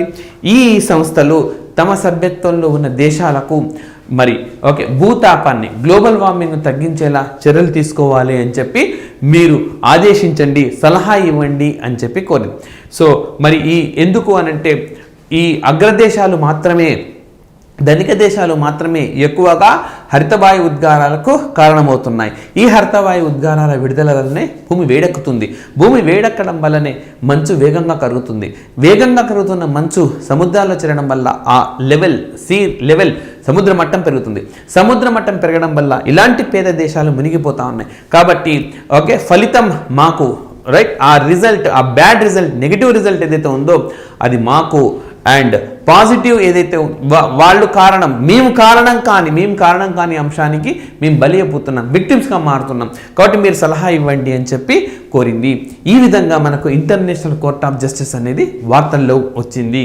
సో నెదర్లాండ్స్లో ది హేగ్ అనేది మనకు వార్తల్లో ఉంది. రైట్, నెక్స్ట్ మనకు ఇక జెనీవాకి వెళ్ళిపోదాం. సో మాంట్రియల్కి వెళ్ళినాం, న్యూయార్క్కి వెళ్ళినాం, వాషింగ్టన్కి వెళ్ళినాం, నెక్స్ట్ నెదర్లాండ్స్లో హేగ్కి వెళ్ళాం. ఇప్పుడు ఎక్కడికి వస్తున్నామంటే స్విట్జర్లాండ్కి వెళ్దాం. స్విట్జర్లాండ్ ఎక్కడికి వెళ్ళామంటే జెనీవాకి వెళ్ళాం. జెనీవాలో మనకు ముందుగా ఏ ఆర్గనైజేషన్ గురించి డిస్కస్ చేస్తున్నామంటే వరల్డ్ ట్రేడ్ ఆర్గనైజేషన్, ప్రపంచ వాణిజ్య సంస్థని మనం డిస్కస్ చేస్తున్నాం. సో ఎందుకు అనంటే ఇటీవలి కాలంలో ఈ ప్రపంచ వాణిజ్య సంస్థ వరల్డ్ ట్రేడ్ ఆర్గనైజేషన్ జూన్ 2022లో ఒక ఒప్పందాన్ని కుదుర్చుకుంది. సో ఏం ఒప్పందము అనంటే ఫిషరీస్కు సంబంధించింది, అంటే చేపలకు సంబంధించింది, మత్స్య రంగానికి సంబంధించింది. మత్స్య రంగానికి సంబంధించింది. ఏంటి అనంటే అన్రెగ్యులేటెడ్ ఫిషింగ్, అంటే నియంత్రణ లేకుండా, ఎలాంటి నిబంధన లేకుండా చేపలను పట్టడము. సో ఇలాంటివన్నీ నిలిపివేయాలి. సో అన్రెగ్యులేటెడ్ ఫిషింగ్ను ఆపేయాలి. అండ్ ఆ జాతి వైవిధ్యం, నిజానికి నీళ్ళల్లో ఉండడం అనేది ఒక వైవిధ్యమైనది. డైవర్సిటీకి దెబ్బతినకుండా అన్ని దేశాలు తగిన చర్యలు తీసుకోవాలి అని చెప్పి వరల్డ్ ట్రేడ్ ఆర్గనైజేషన్ 2022 జనవరిలో ఒక ప్రపోజల్ చేసింది. మరి దాన్ని యాక్సెప్ట్ చేసిన ప్రపంచపు మొట్టమొదటి దేశంగా స్విట్జర్లాండ్ నిలిచింది. ఇదే స్విట్జర్లాండ్లో, ఇదే జెనీవాలో మనకు వరల్డ్ ట్రేడ్ ఆర్గనైజేషన్ ఉంది. ఆ దేశమే అంగీకరించింది. జనవరి 23వ తేదీన అంగీకరించింది. ఈ విధంగా ఫిషరీస్కు సంబంధించిన, ఫిషరీస్ సబ్సిడీస్కు సంబంధించిన అగ్రిమెంట్ మొట్టమొదటి యాక్సెప్ట్ చేసిన దేశం ఏదంటే స్విట్జర్లాండ్. ఇందులో ఏమేమి ఉంటాయంటే మత్స్యకారులకు ఇచ్చే సబ్సిడీ ఏదైతే ఉందో సబ్సిడీ తగ్గిస్తారు. పాయింట్ నెంబర్ 2, అంటే సబ్సిడీ తగ్గించడం వల్ల వాళ్ళు చేపలను పట్టకపోవచ్చు. చేపలను పట్టకపోవడం వల్ల వైవిధ్యం అనేది పరిరక్షణకు గురవుతుంది. రెండోది ఏంటంటే అన్రెగ్యులేటెడ్ ఫిషింగ్ని ఆపేస్తారు. అన్రెగ్యులేటెడ్ అంటే నియంత్రణ లేకుండా ఇష్టం వచ్చినట్టుగా చేపలు పట్టడం అయితే విధానం ఉన్నదో దాన్ని కూడా ఇక్కడ రెగ్యులేట్ చేస్తారు. సో ఈ విధంగా మనకు ఈ వరల్డ్ ట్రేడ్ ఆర్గనైజేషన్ అనేది వార్తల్లో నిలిచింది. నెక్స్ట్ ఇదే ఆర్గనైజేషన్లో ఇదే జెనీవాలో, స్విట్జర్లాండ్లో జెనీవాలో ఉన్న మరొక ఆర్గనైజేషన్ ఇంటర్నేషనల్ లేబర్ ఆర్గనైజేషన్, అంతర్జాతీయ కార్మిక సంస్థ. మరి ఈ అంతర్జాతీయ కార్మిక సంస్థకి ఎక్స్టర్నల్ ఆడిటర్గా, అంటే బహిరంగంగా ఆడిటింగ్ చేసేవారు అనమాట, వెలుపలి అనుకోవచ్చు అనమాట. ఎక్స్టర్నల్ ఆడిటర్గా ఎవరు అపాయింట్ అయ్యారంటే భారత కాగ్ అపాయింట్ అయ్యాడు. CAG controller and auditor general. So భారత రాజ్యాంగంలో ఆర్టికల్ 148 నుంచి ఆర్టికల్ 151 వరకు ఉంటుంది. భారత కాగ్గా అపాయింట్ అయినాడు. ఇప్పుడు భారత కాగ్ ఐఎల్ఓకు ఎక్స్టర్నల్ ఆడిటర్ అనమాట. ఎవరు కాగ్గా ఉంటే వారే. మరి ఇప్పుడు ఎవరు కాగ్గా ఉన్నారు అంటే గిరీష్ చంద్ర ముర్ము. గిరీష్ చంద్ర ముర్ము, జీసీ ముర్ము అంటాం ఆయన్ని. ఆయన ప్రస్తుతం కాగ్గా ఉన్నాడు. ఆయన మనకు రైట్. సో ఒరిస్సాలో మయూర్భంజ్ ప్రాంతానికి చెందినవాడు అనమాట. సో ఈ గిరీష్ చంద్ర ముర్ము జమ్మూ అండ్ కాశ్మీర్ కేంద్రపాలిత ప్రాంతం అయినప్పుడు అక్కడ మొట్టమొదటి లెఫ్టినెంట్ గవర్నర్గా పనిచేసినారు. ఇప్పుడు ఈ ఆర్గనైజేషన్కు ఎక్స్టర్నల్ ఆడిటర్గా విధులు నిర్వహించబోతున్నారు. అండ్ నెక్స్ట్ మనము జెనీవాలో వెళ్ళినాము, జెనీవాలో వరల్డ్ ట్రేడ్ ఆర్గనైజేషన్ డిస్కస్ చేసినాము, వార్తల్లో ఉంది. ILOని డిస్కస్ చేసినాం, ఇంటర్నేషనల్ లేబర్ ఆర్గనైజేషన్, వార్తల్లో ఉన్నందుకు. నెక్స్ట్ అక్కడి నుంచి మనం ఎక్కడికి వస్తున్నామనంటే ప్యారిస్కు వస్తున్నాం. సో అక్కడి నుంచి మనం ఎక్కడికి వచ్చినామనంటే ప్యారిస్లో ఏమేమి ఉన్నాయంటే మనకు యునెస్కో అని చెప్పి ఉన్నది, FATF అని చెప్పి ఉన్నది, ఫైనాన్షియల్ యాక్షన్ టాస్క్ ఫోర్స్. మరి ముందుగా యునెస్కోను మనం డిస్కస్ చేద్దాం. ఓకే, యునెస్కో ఎందుకు వార్తల్లో ఉన్నది అని అంటే మనందరికీ తెలిసిందే, జనవరి 24 అనేది ఇంటర్నేషనల్ డే ఆఫ్ ఎడ్యుకేషన్గా చేస్తాం, అంతర్జాతీయ విద్యా దినోత్సవంగా చేస్తాము. మరి ఈ అంతర్జాతీయ విద్యా దినోత్సవాన్ని ఈ సంవత్సరము ఆఫ్ఘాన్ మహిళలకు డెడికేట్ చేసినారు. ఆఫ్ఘాన్ మహిళలకు, ఆఫ్ఘాన్ బాలికలకు అంకితం ఇచ్చారు. Dedicated to Afghan girls and Afghan women. So ఎందుకు అనంటే అక్కడ తాలిబాన్ల రాజ్యం ఉంది, తాలిబాన్ల పాలన ఉంది. తాలిబాన్ల పాలనలో ఈ ఆఫ్ఘనిస్తాన్ మహిళలకు, బాలికలకు చదువుకునే అవకాశాన్ని ఇవ్వడం లేదు. యూనివర్సిటీ విద్య నిలిపేసినారు, ప్రైవేట్ కంపెనీలో జాబ్ చేయకుండా ఆపేసినారు. ఈ విధంగా మహిళా సాధికారత దిశగా పడుతున్న అడుగుల్ని నిలిపేసింది. సో చదువుకోవాలన్న తపన ఉన్న వాళ్లకు ఇదొక విఘాతంగా మారింది. కాబట్టి అలాంటి మహిళలకు, అలాంటి బాలికలకు డెడికేట్ చేసినారన్నమాట ఈ సంవత్సరము విద్యా దినోత్సవాన్ని. ఎప్పుడు అనంటే జనవరి 24. సో ఇది అంతర్జాతీయ విద్యా దినోత్సవం. మరి జాతీయ విద్యా దినోత్సవాన్ని ఎప్పుడు చేస్తామనంటే నవంబర్ 11 నాడు చేస్తాము. రైట్. అదేవిధంగా జనవరి 24న భారతదేశంలో జాతీయ బాలికా దినోత్సవం నుండి నేషనల్ గర్ల్ చైల్డ్ డేగా కూడా చేస్తాం. మరి ఈ సంవత్సరము అంతర్జాతీయ విద్యా దినోత్సవానికి సంబంధించిన థీమ్ ఏంటి అంటే to invest in people, prioritise education. So ప్రజలపైన పెట్టుబడి పెట్టాలంటే ఆ పెట్టుబడిలో భాగంగా మొదటి ప్రాధాన్యం విద్య అయి ఉండాలి. ప్రజలపై పెట్టుబడి పెట్టడం అంటే ప్రజలకు విద్య అందించాలి, వైద్యం అందించాలి, బేసిక్ ఇన్ఫ్రాస్ట్రక్చర్, వాటర్ని అందించాలి, ఇళ్లను అందించాలి. ఇవన్నీ పెట్టుబడితో కూడుకున్న ఇన్వెస్ట్మెంట్. కానీ ఆ ఇన్వెస్ట్మెంట్లో దేనికి ప్రాధాన్యం ఇవ్వాలంటున్నాడు అనంటే విద్యకు ప్రాధాన్యం ఇవ్వాలంటున్నాడు. ఎందుకంటే విద్యతోటే అభివృద్ధి ఉంటుంది, పురోగతి ఉంటుంది. Right. To invest in people, prioritise education అంటున్నాడు. అందుకే సో ఈ విధంగా మనకు ఈ ఆర్గనైజేషన్, యునెస్కో అనే ఆర్గనైజేషన్ ఒక అంశం రీత్యా వార్తల్లోకి వచ్చింది. రెండవ అంశము ఉక్రెయిన్లో ఒడెస్సా అనే ప్రాంతం ఉన్నది. ఇది ఏ దేశానికి సంబంధించింది అంటే ఉక్రెయిన్ దేశానికి సంబంధించింది. సో ఉక్రెయిన్ ఎందుకు వార్తల్లో ఉంది? రష్యా యుద్ధం చేస్తూ ఉన్నది. సో ఈ క్రమంలో భాగంగా రష్యా ఎన్నో ప్రదేశాలను ఇప్పటికీ నేలమట్టం చేసింది. అయితే ఒడెస్సా అనే ప్రాంతంలో నగరం కానీ లేదా భవనం కానీ నేలమట్టం కాకుండా సో దీన్ని యునెస్కో హెరిటేజ్ లిస్ట్లో చేర్చారు. యునెస్కో హెరిటేజ్ లిస్ట్లో చేరిస్తే దానిపైన దాడి చేయదా అంటే చెయ్యరనమాట. ఎందుకు దాడి చేయరంటే అదొక ఒప్పందం ఉన్నది. ఏందా ఒప్పందం అంటే హేగ్ కన్వెన్షన్ అని చెప్పున్నది. హేగ్ ఇంతకుముందు చూసాం కదా, నెదర్లాండ్స్ ఉన్నది హేగ్. సో ఆ హేగ్లో కుదిరిన ఒప్పందం ఏంటంటే సాంస్కృతిక కట్టడాలపైన దాడి చేయరాదు, బాంబులు వేయరాదు, నేలమట్టం చేయరాదు. మరి సైనికుడికి ఎలా తెలుస్తుంది అంటే దీనికి సంబంధించి ఒక నీలి రంగులో ఉండే ఒక ఫ్లాగ్ లాంటి దాన్ని ఎగరేస్తారు, షీల్డ్ అనమాట. షీల్డ్ని ఎగరేస్తారు. సో అలాంటి వాటి జరిగిపోతుంది. కాబట్టి మొత్తం ఈ నగరాన్ని యునెస్కో హెరిటేజ్ సైట్గా ప్రకటించింది. అంతేకాదు అదే రోజున ఈ ఒడెస్సా అనే ప్రాంతాన్ని యునెస్కో డేంజర్ లిస్ట్లో కూడా చేసింది. అంటే ఏవైతే యునెస్కో హెరిటేజ్ సైట్స్కి ప్రమాదం పొంచి ఉందో అలాంటి వాటిని డేంజర్ లిస్ట్లో చేరుస్తారు. ఆ విధంగా డేంజర్ లిస్ట్లో కూడా చేర్చినారు. సో ఒక ప్రాంతాన్ని ఒకే రోజు యునెస్కో హెరిటేజ్ లిస్ట్లో, యునెస్కో డేంజర్ లిస్ట్లో కూడా చేర్చినారు. ఈ విధంగా 2 జాబితాలలో చేరిన ప్రపంచం మొట్టమొదటి నగరంగా ఒడెస్సా నిలిచింది. ఏ దేశంలో ఉంది? ఉక్రెయిన్ దేశంలో. ఏ దేశంతో యుద్ధం చేస్తూ ఉన్నది? రష్యా దేశంతో యుద్ధం చేస్తూ ఉన్నది. రైట్. మరి రష్యా వెంటనే బలగాలను ఉపసంహరించుకోవాలి అని చెప్పి ఎక్కడ తీర్మానం చేశారు ఇటీవలి కాలంలో అంటే ఐక్యరాజ్యసమితి సర్వప్రతినిధి సభలో, జనరల్ అసెంబ్లీలో. ఎక్కడుంది జనరల్ అసెంబ్లీ అంటే న్యూయార్క్లో ఉంది. అదంతా చూసాం మనం. సో ఇప్పుడు ఈ సందర్భంగా ఇది వార్తల్లోకి వచ్చింది. నెక్స్ట్ మనకు యునెస్కో 3వ అంశం రీత్యా వార్తల్లో. చూడండి, యునెస్కో ఎన్నిసార్లు వార్తల్లోకి వచ్చింది? ఒకటేమో ఇంటర్నేషనల్ ఎడ్యుకేషన్ డే, ఆఫ్ఘాన్ మహిళలకు డెడికేట్ చేసింది. రెండవది ఏంటంటే ఒడెస్సా ప్రాంతం సంబంధించింది. మూడవది విశ్వభారతి యూనివర్సిటీకి సంబంధించింది. మరి ఈ విశ్వభారతి యూనివర్సిటీ రవీంద్రనాథ్ ఠాగూర్ గారు నెలకొల్పినది. సో ఈ యూనివర్సిటీ లేదా ఈ విశ్వవిద్యాలయం దీనికి హెరిటేజ్ ట్యాగ్ ఇవ్వాలి అని చెప్పి, ఇంకా ఇవ్వలేదు, ఇవ్వాలి అని చెప్పి ఒక ప్రతిపాదనకు సానుకూలత వ్యక్తమైంది. ఇన్ కేస్ దీనికి గాన యునెస్కో హెరిటేజ్ సైట్ లిస్టులో చేరితే, అక్కడ స్థానం దక్కితే ఈ గంత సాధించిన ప్రపంచపు తొలి విశ్వవిద్యాలయం, ఓకే, ఫస్ట్ యూనివర్సిటీగా ఒక సంచలనాన్ని సృష్టించబోతుంది విశ్వభారతి యూనివర్సిటీ రవీంద్రనాథ్ ఠాగూర్ నెలకొల్పింది. సో ఈ నేపథ్యంలో మనకు దీన్ని గుర్తుపెట్టుకోవాలి, చాలా చాలా important. And next, okay, UNESCO 4వ అంశం మనకు వార్తల్లో ఉన్నది. సో ఎక్కువ అంశాలు ఉన్నాయి మనకు యునెస్కోకు సంబంధించి. ఫ్రాన్స్లోని ప్యారిస్ కేంద్రంగా పనిచేస్తూ ఉంటుంది. నవంబర్ 16, 1945 ఎస్టాబ్లిష్ చేసిన ఆర్గనైజేషన్ ఇది. మరి ఎందుకు వార్తల్లో ఉంది అంటే, ఒరిస్సాకు చెందిన మహేంద్ర కుమార్ మిశ్రా ఈయన, okay, linguistic and folk artist. Linguistic అంటే భాషా పండితుడు, అదేవిధంగా జానపద కళాకారుడు. మరి ఈయనకు ఇంటర్నేషనల్ మదర్ లాంగ్వేజ్ అవార్డు 2023కు దక్కింది. ఎవరిచ్చినారంటే యునెస్కో ఇచ్చింది. సో ఎవరాయనంటే మహేంద్ర కుమార్ మిశ్రా. ఏ రాష్ట్రానికి చెందినవాడు అంటే ఒరిస్సా రాష్ట్రానికి చెందినవాడు.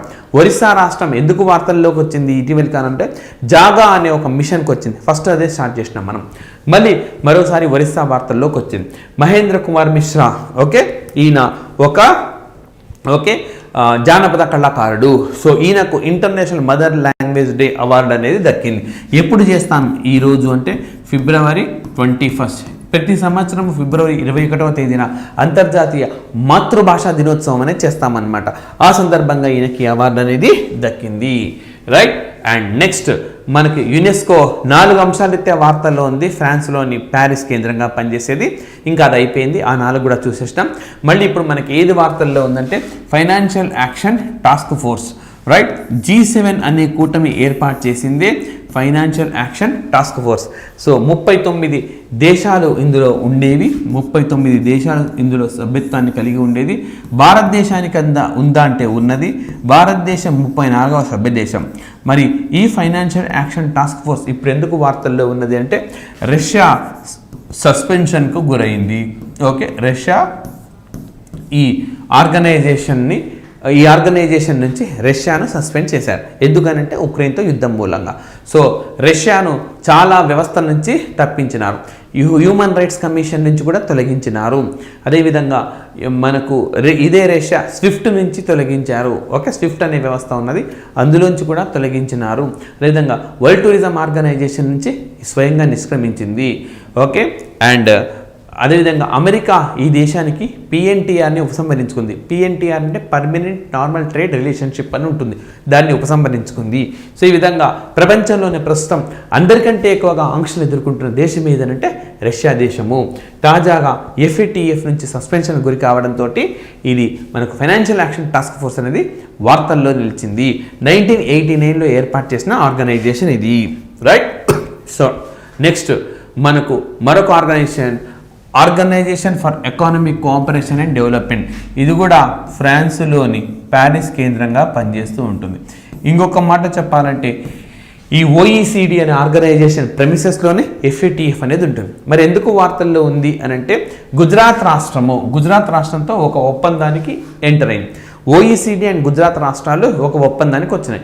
ఏం జరగబోతుంది ఈ ఒప్పందము అంటే, programme for international student assessment, PISA test అంటాం. Programme for international student assessment, దీన్ని గుజరాత్ రాష్ట్రం నిర్వహిస్తారు. సింపుల్గా చెప్పాలి అంటే విద్యార్థుల నైపుణ్యాలను పరీక్షిస్తారనమాట. స్కిల్ని టెస్ట్ చేస్తారు. టెస్ట్ చేసి ర్యాంకింగ్స్ అనేవి ఇస్తారు. సో దట్ ఎక్కడ స్టూడెంట్స్ ఇంప్రూవ్ కావాలి అని చెప్పి అంచనా వేసి ఆయా టాపిక్స్ను వాళ్ళకు బాగా చెప్పడం ద్వారా అప్గ్రేడ్ చేసేందుకు ఉద్దేశించింది. సో ఈ విధంగా మనకు OECD అనేది వార్తల్లోకి నిలిచింది. Organisation for Economic Cooperation and Development అని అంటాం. అండ్ నెక్స్ట్ మరి భారతదేశం కేంద్రంగా పనిచేసే ఇంటర్నేషనల్ సోలార్ అలయన్స్ ఎక్కడ ఉంది అని అంటే హర్యానాలోని గుర్గావ్లో ఉన్నది. ఓకే, సో మరి ఈ ఆర్గనైజేషన్లోకి ఇటీవల చేరిన దేశం ఏది అని అంటే కాంగో దేశము. రైట్. ఇంటర్నేషనల్ సోలార్ అలయన్స్లో 2023లో చేరిన దేశం ఏది అంటే కాంగో. ఇంకా ప్రక్రియ జరుగుతూ ఉన్నది. అది పూర్తయితే అధికారికంగా ఇది జాయిన్ అయినట్టే.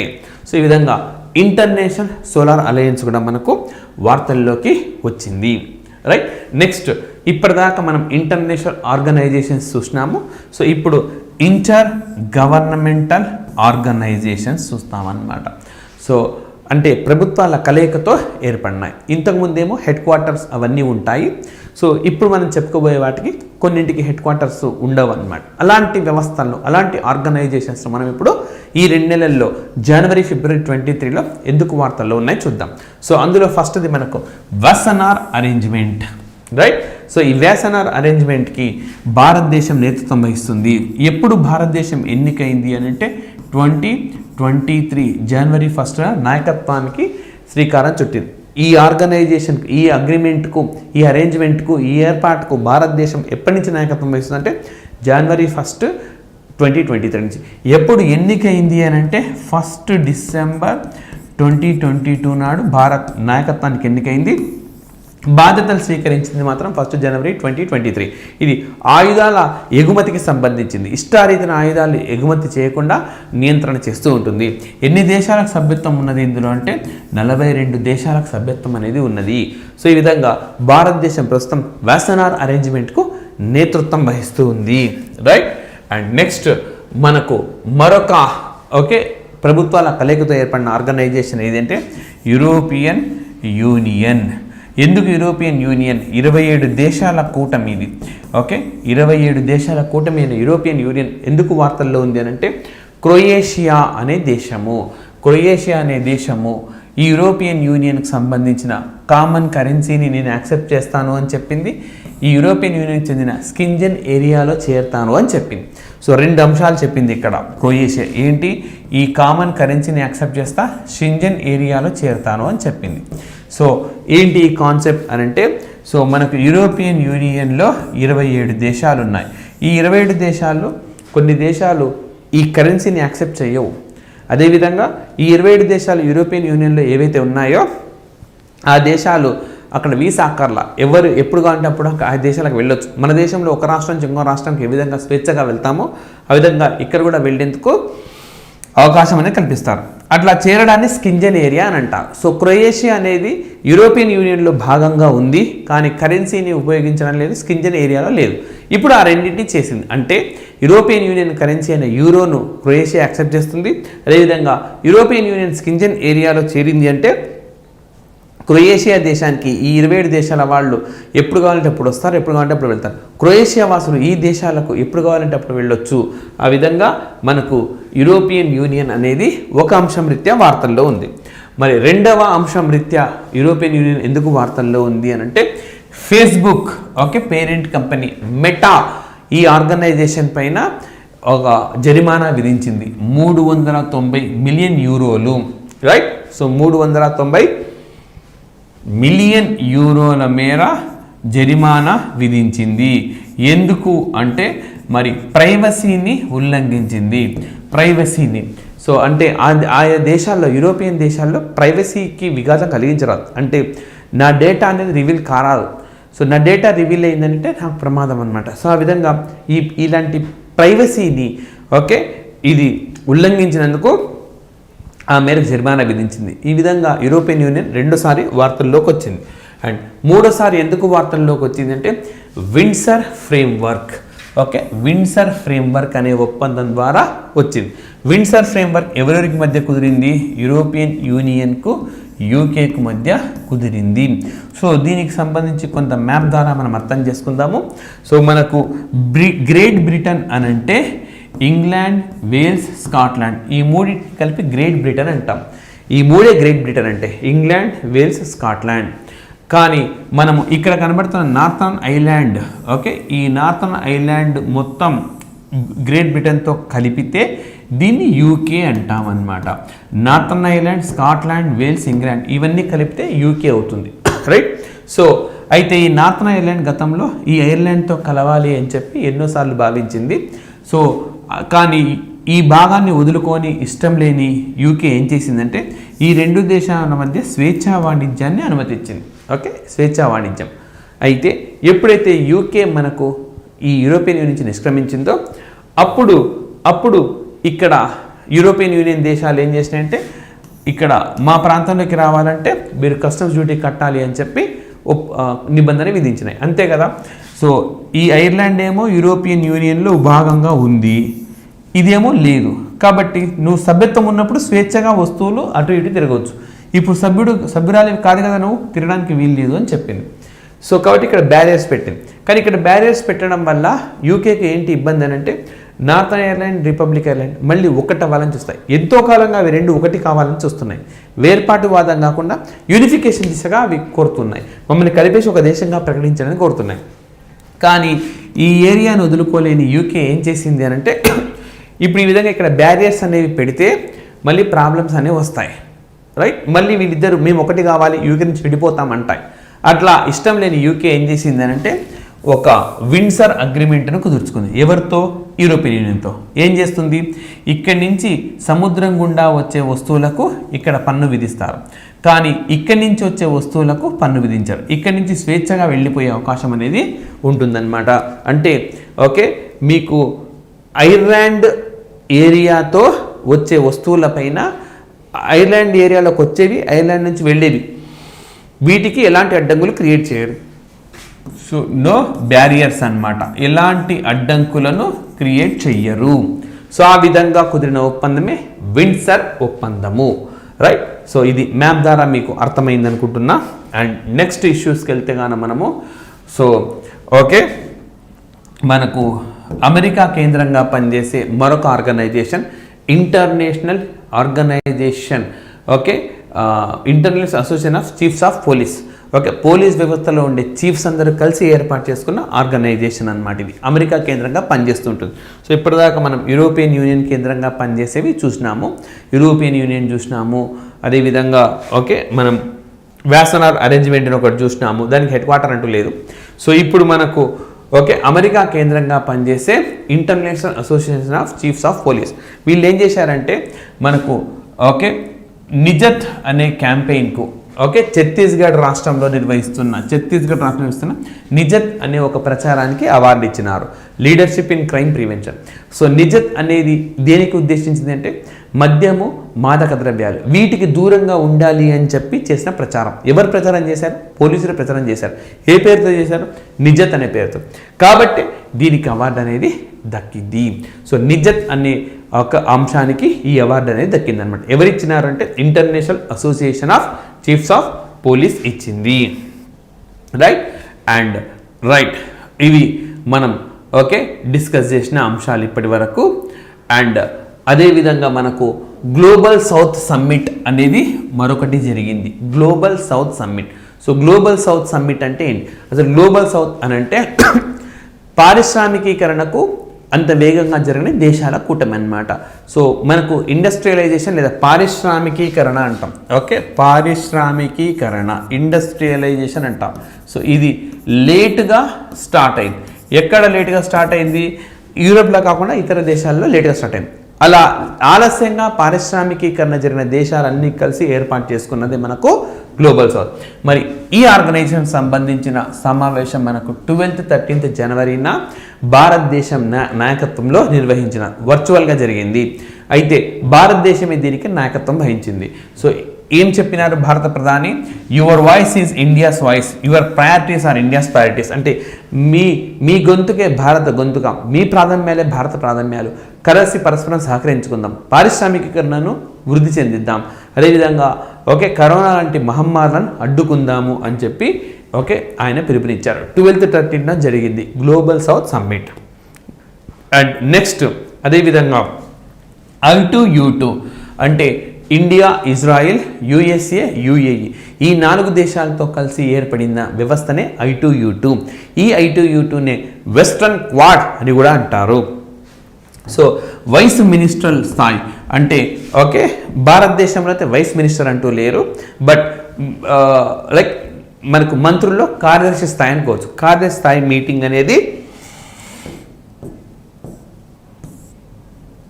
యునైటెడ్ అరబ్ ఎమిరేట్స్ వాళ్ళ నేతృత్వంలో కొనసాగింది. సో ఇది ప్రైవేట్ రంగంలో పెట్టుబడిదారులను పెంపొందించాలి అన్న ఉద్దేశంతో దానికి సంబంధించిన అంశాలను డిస్కస్ చేసినారన్నమాట. సో ఈ విధంగా మనకు I2U2 మీటింగ్ అనేది జరిగింది. రైట్, సో ఇప్పటిదాకా మనం డిస్కస్ చేసినవి ఆర్గనైజేషన్స్. ఈ ఆర్గనైజేషన్స్లో నేను రెండుగా కేటగరైజ్ చేసినాను. హెడ్ క్వార్టర్స్ ఉన్నవి, హెడ్ క్వార్టర్స్ లేనివి. హెడ్ క్వార్టర్స్ ఉన్నవి కూడా ఒక్కొక్క ప్రాంతం తీసుకొని మొత్తంగా ఎక్స్ప్లెయిన్ చేసినాను. సో ఇవి ఆర్గనైజేషన్స్. అయితే ఎక్కడ కూడా నేను G20 అనేది డిస్కస్ చేయలేదు. ఓకే, G20 అనేది డిస్కస్ చేయలేదు. సో ఈ G20 అనే దాన్ని మనకు అన్ని సమావేశాలు అయిపోయినాక కాంప్రహెన్సివ్గా తీసుకొని వస్తాం అన్నమాట. ఎక్కడెక్కడ జరిగినాయి, ఏ థీమ్తో జరిగినాయి, ఏమేమి ఇంపార్టెంట్ పాయింట్స్ అనేది సమగ్రంగా మనకు సమావేశాలు అయిపోయినాక పూర్తి స్థాయిలో అదొక సెషన్, ప్రత్యేకమైన సెషన్గా తీసుకొని వస్తాము. సో రైట్, ఇక్కడతోటి మనకు ఆర్గనైజేషన్స్ అయిపోయినాయి ఇంటర్నేషనల్లో.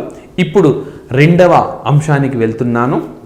అది ఒక్కొక్క దేశం తీసుకొని ఆ దేశంలో ఒక్కొక్క కాంటినెంట్ తీసుకొని ఆ కాంటినెంట్లో ఒక్కొక్క దేశాన్ని మనం డిస్కస్ చేద్దాం. సో ముందుగా నేను ఎక్కడి నుంచి స్టార్ట్ చేస్తున్నా అంటే ఏషియా నుంచి స్టార్ట్ చేస్తున్నా. ఏషియాలో భారత్కు తూర్పు వైపున ఉన్న దేశాలని మనం డిస్కస్ చేద్దాం. సో భారతదేశానికి తూర్పు వైపున ఉన్న దేశాలు, రైట్. సో ముందుగా జపాన్ దేశం. సో మీరు చూడొచ్చు జపాన్ దేశం ఎక్కడ ఉన్నది. సో మరి జపాన్ దేశము టోక్యో వాసులకు ఒక బంపర్ ఆఫర్ ఇచ్చింది. ఏందా బంపర్ ఆఫర్ అంటే, నగరాన్ని విడిచి వెళ్ళిపోతే 6 లక్షల రూపాయలు ఇస్తుంది. సో అట్లా అని చెప్పి నేను ఇప్పుడు నేను వెళ్తా, నాకు ఇచ్చేయండి అంటే అట్లా కుదరదు. అక్కడ శాశ్వత నివాసితులై ఉండి నగరాన్ని విడిచి వెళ్తే 6 లక్షలు. ఎవరిని అట్రాక్ట్ చేయొచ్చు? రిటైర్ అయిన ఎంప్లాయీస్, అక్కడ జాబ్ లేకుండా ఉన్న వాళ్ళు ఎవరినైనా అట్రాక్ట్ చేయొచ్చు. ఎందుకు ఆ విధంగా చేస్తే ఏంటంటే అక్కడ వనరులపై ప్రెషర్ తగ్గుతుంది, జనాభా తగ్గిపోతుంది, పొల్యూషన్ కూడా తగ్గిపోతుంది. సో ఈ విధంగా అత్యధిక పాపులేషన్ ఉన్న నగరంగా చెప్తారు టోక్యోని. కాబట్టి అక్కడి నుంచి వాళ్ళని తప్పించాలి అని చెప్పి, అంటే కొంత జనాభా తగ్గించాలి, అందుకని ఈ ఆఫర్ ద్వారా దాన్ని నెరవేర్చాలని చెప్పి టోక్యో స్థానిక ప్రభుత్వం నిర్ణయించింది. రెండు దేశాల మధ్య ధర్మా గార్డియన్ 2023. సో ఎప్పటి నుంచి ఎప్పటి వరకు జరిగిందంటే 17th ఫిబ్రవరి నుంచి 2nd మార్చ్ వరకు. ఎక్కడ అంటే క్యాంప్ ఇమాజు. ఓకే, ఎక్కడ ఉంది అని అంటే జపాన్ దేశంలో క్యాంప్ ఇమాజులో నిర్వహించినారు, రైట్. సో ఈ విధంగా మనకు ఈ జపాన్ దేశం అన్నది వార్తల్లో ఉంది. నెక్స్ట్ ఉజ్బెకిస్తాన్ దేశం. సో ఉజ్బెకిస్తాన్ భారత్లో దస్తలిక్ అని చెప్పి ఒక మిలిటరీ విన్యాసంలో పాల్గొన్నాయి. మరి ఎక్కడ జరిగింది అంటే 20th to 5th మార్చ్ వరకు జరిగింది. ఫిబ్రవరి 20వ తేదీ నుంచి మార్చి 5వ తేదీ వరకు. సో ఫిబ్రవరి వరకు మనం చూస్తూ ఉన్నాం, 5 మార్చ్ వరకు కొనసాగుతుంది. పితోర్గర్, ఉత్తరాఖండ్లోని పితోర్గర్లో దీన్ని నిర్వహించినారు. సో ఈ విధంగా ఉత్తరాఖండ్ అనే దేశం, ఆసియాలోని దేశాలు డిస్కస్ చేస్తాం. జపాన్ డిస్కస్ చేసినాం, ఉజ్బెకిస్తాన్ డిస్కస్ చేసినాం. అండ్ నెక్స్ట్ నేపాల్ దేశం వార్తల్లో ఉంది. ఎందుకనంటే నేపాల్కు కొత్త ప్రైమ్ మినిస్టర్గా పుష్పకమల్ దాహల్, ఓకే, ఆయన కంఫర్టబుల్ మెజార్టీని దక్కించుకున్నారు. అండ్ ఓకే, ఈ విధంగా నేపాల్కు ప్రధానమంత్రిగా ఎవరు ఉండబోతున్నారంటే పుష్పకమల్ దాహల్. జనవరిలో జరిగింది ఈ విశ్వాస పరీక్ష. నెక్స్ట్ సింగపూర్, ఆసియా ఖండంలో వార్తల్లో ఉన్న మరొక దేశం ఏంటంటే సింగపూర్. ఎందుకు అనంటే ఇండియా అండ్ సింగపూర్ రెండు దేశాలు యూనిఫైడ్ పేమెంట్స్ ఇంటర్ఫేస్ను అంగీకరించినాయి. అంటే భారతదేశంలో ఏ విధంగా మనకు యూపీఐ సిస్టమ్ ఉన్నదో సింగపూర్లో మనకు పేనో సిస్టమ్ అనేది ఉంది. సో ఇప్పుడు సింగపూర్లో ఇక్కడి నుంచే మనము యూపీఐ ద్వారా నగదు పంపించవచ్చు. సింగపూర్ వాళ్ళు ఇక్కడికి పంపించవచ్చు, రైట్. సో ఎట్లయితే మనం మన దేశంలో షాప్ కొంటున్న వాళ్ళకి మీరు ఈవెన్ ఆన్లైన్ పేమెంట్స్ కూడా చేస్తూ ఉన్నారు. ఎవరైనా కోర్సు కొంటూ ఉంటే ఆన్లైన్ పేమెంట్ చేస్తున్నారు. ఆ ఆన్లైన్ పేమెంట్ సిస్టమ్ అనమాట ఇండియాకు సింగపూర్కు మధ్య ఉన్న ఆన్లైన్ పేమెంట్ సిస్టమ్నే మనము ఓకే సింగపూర్ దేశంతో స్టార్ట్ చేసినాం అన్నమాట, రైట్, యూపీఐ పేమెంట్స్. నెక్స్ట్ మనకు ఇండోనేషియా అనే దేశం వార్తల్లో ఉంది. ఇది కూడా మనకి భారతదేశానికి తూర్పున ఉన్న దేశమే ఆసియా కాంటినెంట్లో. సో ఎందుకనంటే INS సింధు కేసరి మొట్టమొదటిసారిగా మనం ఇండోనేషియాలోనే అక్కడ స్టేషన్ చేసినాం, డాక్ చేసినాం, అంటే అక్కడ నిలిపేసినాం అన్నమాట, ఆపి ఉంచినాం. ఎందుకనంటే ఓకే పూర్తి స్థాయిలో అక్కడి పరిస్థితులను అధ్యయనం చేయడానికి, పరిశీలించడం కోసము భారతదేశం INS సింధు కేసరిని ఎక్కడ స్టేషన్ చేసింది, ఎక్కడ డాక్ చేసింది, ఎక్కడ ఓకే అక్కడే నిలిపి ఉంచింది అని అంటే ఇండోనేషియాలో నిలిపి ఉంచింది. సో ఈ విధంగా మనకు ఇండోనేషియా అనే దేశము వార్తల్లో నిలిచింది.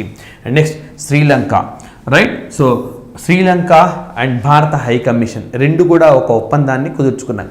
ఈ ఒప్పందం ప్రకారము ఆ దేశంలోని సబరగమువా అనే యూనివర్సిటీలో హిందీ చైర్ ఉంటుంది. హిందీ చైర్ అని అంటే ఇంకా అక్కడ హిందీ భాషను పెంపొందించడం కోసము, హిందీ భాషను డెవలప్ చేయడం కోసము, ప్రాచుర్యం కల్పించడం కోసము కృషి చేసే ఒక వ్యవస్థ అన్నమాట. అది అక్కడ మనకు ఉంటుంది. సో ఈ ఒక అంశం రీత్యా మనకు శ్రీలంక వార్తల్లో ఉంది. రెండవ అంశం ఏంటంటే భారత విదేశాంగ శాఖ మంత్రి భారత విదేశాంగ శాఖ మంత్రి జనవరి నెల 3వ వారంలో శ్రీలంకను సందర్శించినారు. ఆ దేశంలో 13వ రాజ్యాంగ సవరణ 13th అమెండ్మెంట్ దాన్ని అమలు చేయాలని చెప్పి ఆయన కోరినారు. అదేవిధంగా మనకు ఈ దేశానికి గ్యారంటీ ఇచ్చారనమాట. అంటే IMF బెయిల్అవుట్ ప్యాకేజ్ ఇస్తూ ఉన్నది ఇంటర్నేషనల్ మానిటరీ ఫండ్. మరి దీనికి సంబంధించి ఇండియా, చైనా అండ్ జపాన్. మళ్ళీ చెప్తున్నాను, ఇక్కడ ఇండియా, చైనా, జపాన్ ఈ 3 దేశాలు షూరిటీ ఇవ్వాలని కోరింది IMF. సో ఆ విధంగా షూరిటీ ఇచ్చిన మొట్టమొదటి దేశం ఏది అని అంటే భారతదేశము జనవరి 16వ తేదీననే ఈ ప్రక్రియ పూర్తి చేసింది. సో ఈ విధంగా శ్రీలంక దేశం అనేది మనకు వార్తల్లో ఉన్నది. నెక్స్ట్ బంగ్లాదేశ్. బంగ్లాదేశ్ ఎందుకు వార్తల్లో ఉంది? సో మహమ్మద్ షహబుద్దీన్ చుప్పు ఈయన బంగ్లాదేశ్కు తదుపరి అధ్యక్షుడిగా ఎన్నికయ్యారు. బంగ్లాదేశ్కు తదుపరి అధ్యక్షుడిగా ఎవరు ఎన్నికయ్యారంటే మనకు మహమ్మద్ షహబుద్దీన్. ఆయన గతంలో ఆ దేశ స్వాతంత్ర పోరాటంలో పాల్గొన్నవారే. నెక్స్ట్ పాకిస్తాన్.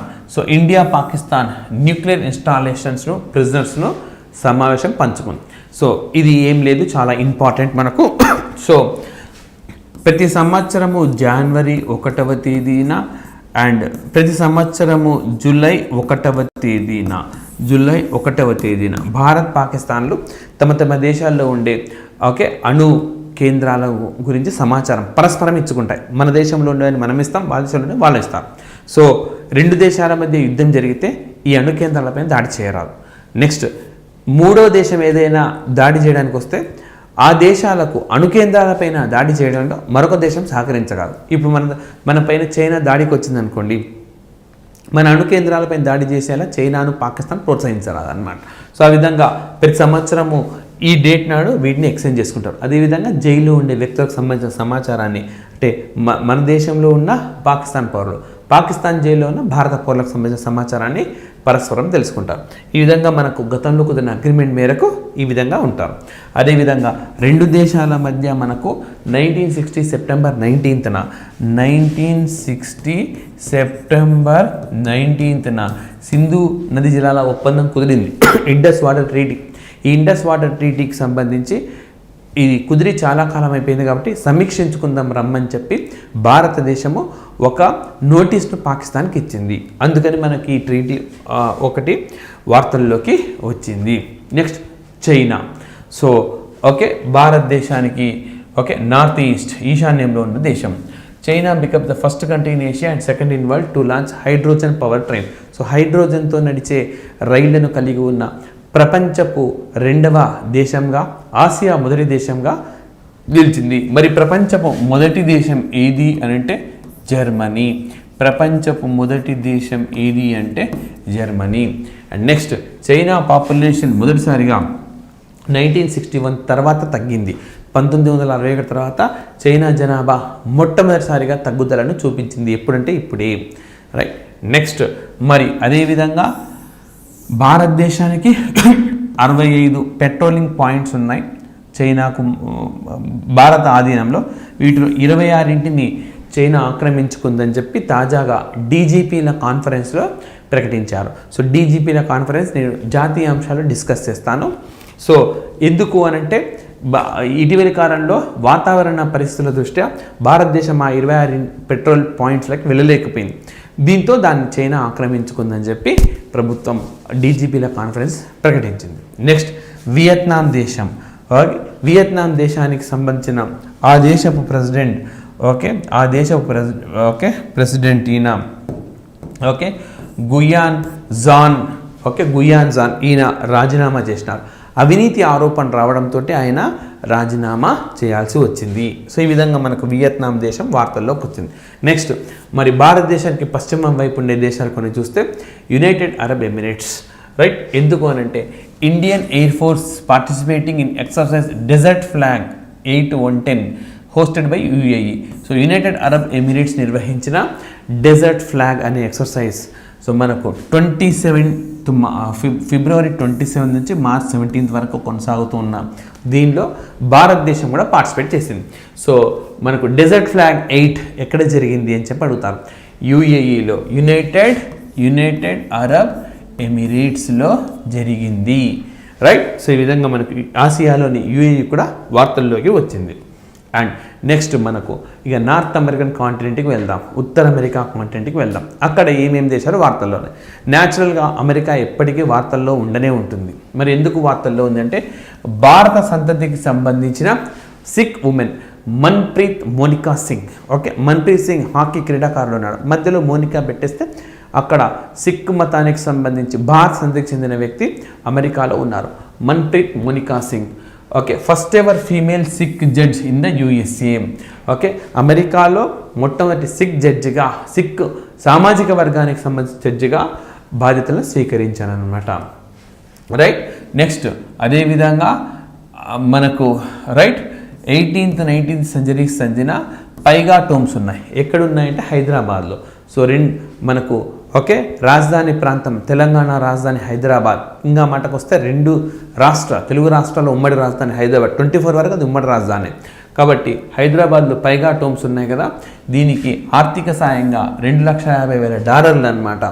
సో అమెరికా అందిస్తూ ఉన్నది. వీటిని పరిరక్షించుకోవడం కోసం బాగా అడుగుతారు, ఇంపార్టెంట్ అనమాట, మన రాష్ట్రాలకు సంబంధించిన అంశం కాబట్టి పైగా టోమ్స్ను రక్షించుకోవడం కోసము ఏ దేశం ఆర్థిక సహాయం చేస్తుందంటే మనకు అమెరికా దేశం చేస్తూ ఉన్నది.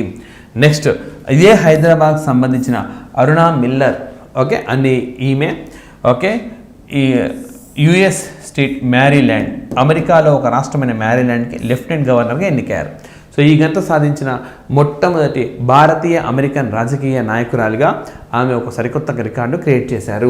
ఎన్ని వస్తున్నాయి చూడండి, మన్ప్రీత్ మోనికా సింగ్, అరుణా మిల్లర్ హైదరాబాద్ చెందిన మహిళ. నెక్స్ట్ అదేవిధంగా భారతీయ అమెరికన్ చెందిన మరొకరు జనని రామచంద్రన్. ఓకే, ఈమె ఓకే ఎల్జీబీటీక్యూ వర్గానికి వస్తుంది. సో మనకు ఆక్లాండ్లోని సిటీ కౌన్సిల్కి ఎన్నికయ్యారు. ఆక్లాండ్లోని సిటీ కౌన్సిల్లో సభ్యురాలిగా ఎన్నికైనారు. ఈ ఘనతను సాధించిన మొట్టమొదటి ఓకే భారతీయ అమెరికన్గా జనని రామచంద్రన్, ఆవిడ కొత్త రికార్డు క్రియేట్ చేశారు. నెక్స్ట్ న్యూస్ ఇష్యూ అమెరికాకు సంబంధించి, అమెరికా అండ్ భారత్ ఒక Nuke chemical terror attacks drill ఒకటి నిర్వహించినాయి. ఏం లేదు, రసాయన ఆయుధాలు దాడి చేస్తున్నప్పుడు ఏ విధంగా తట్టుకోగలగాలి ముందుగానే ఈ డ్రిల్ ద్వారా నేర్చుకుంటున్నారనమాట. సో ఎక్కడ నిర్వహించారంటే చెన్నైలో నిర్వహించారు. ఎప్పటి నుంచి ఎప్పటి వరకు అంటే జనవరి 16th నుంచి ఫిబ్రవరి 14th వరకు, జనవరి 16th నుంచి ఫిబ్రవరి 14th వరకు దీన్ని నిర్వహించినారు. రైట్. అండ్ నెక్స్ట్ మనకు అమెరికా నార్త్ అమెరికన్ కాంటినెంట్ అయిపోయింది, అమెరికా ఒక్కటే వార్తల్లో ఉంది. ఆఫ్రికాకు వచ్చేద్దాం మనం, ఈజిప్ట్ అన్నమాట. Right.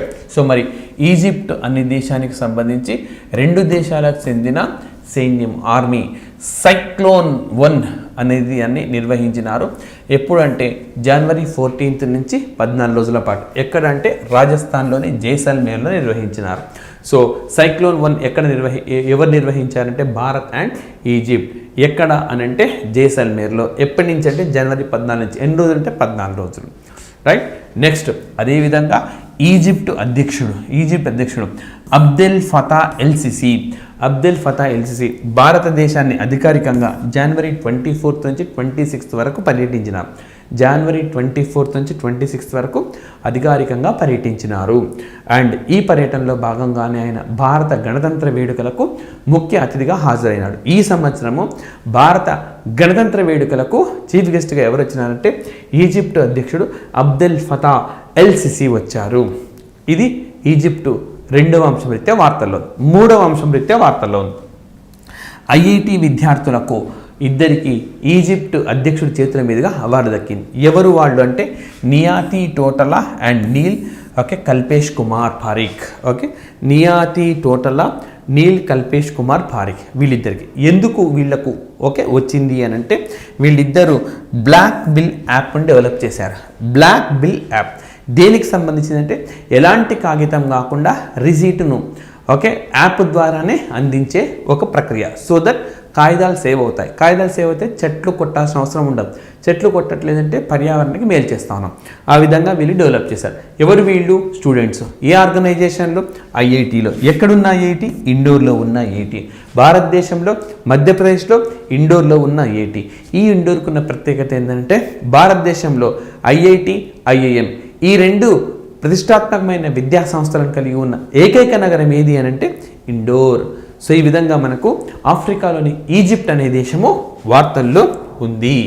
Right. Next Equatorial Guinea. ఇదే ఆఫ్రికా కాంటినెంట్లో వార్తల్లో ఉన్న Equatorial గిని.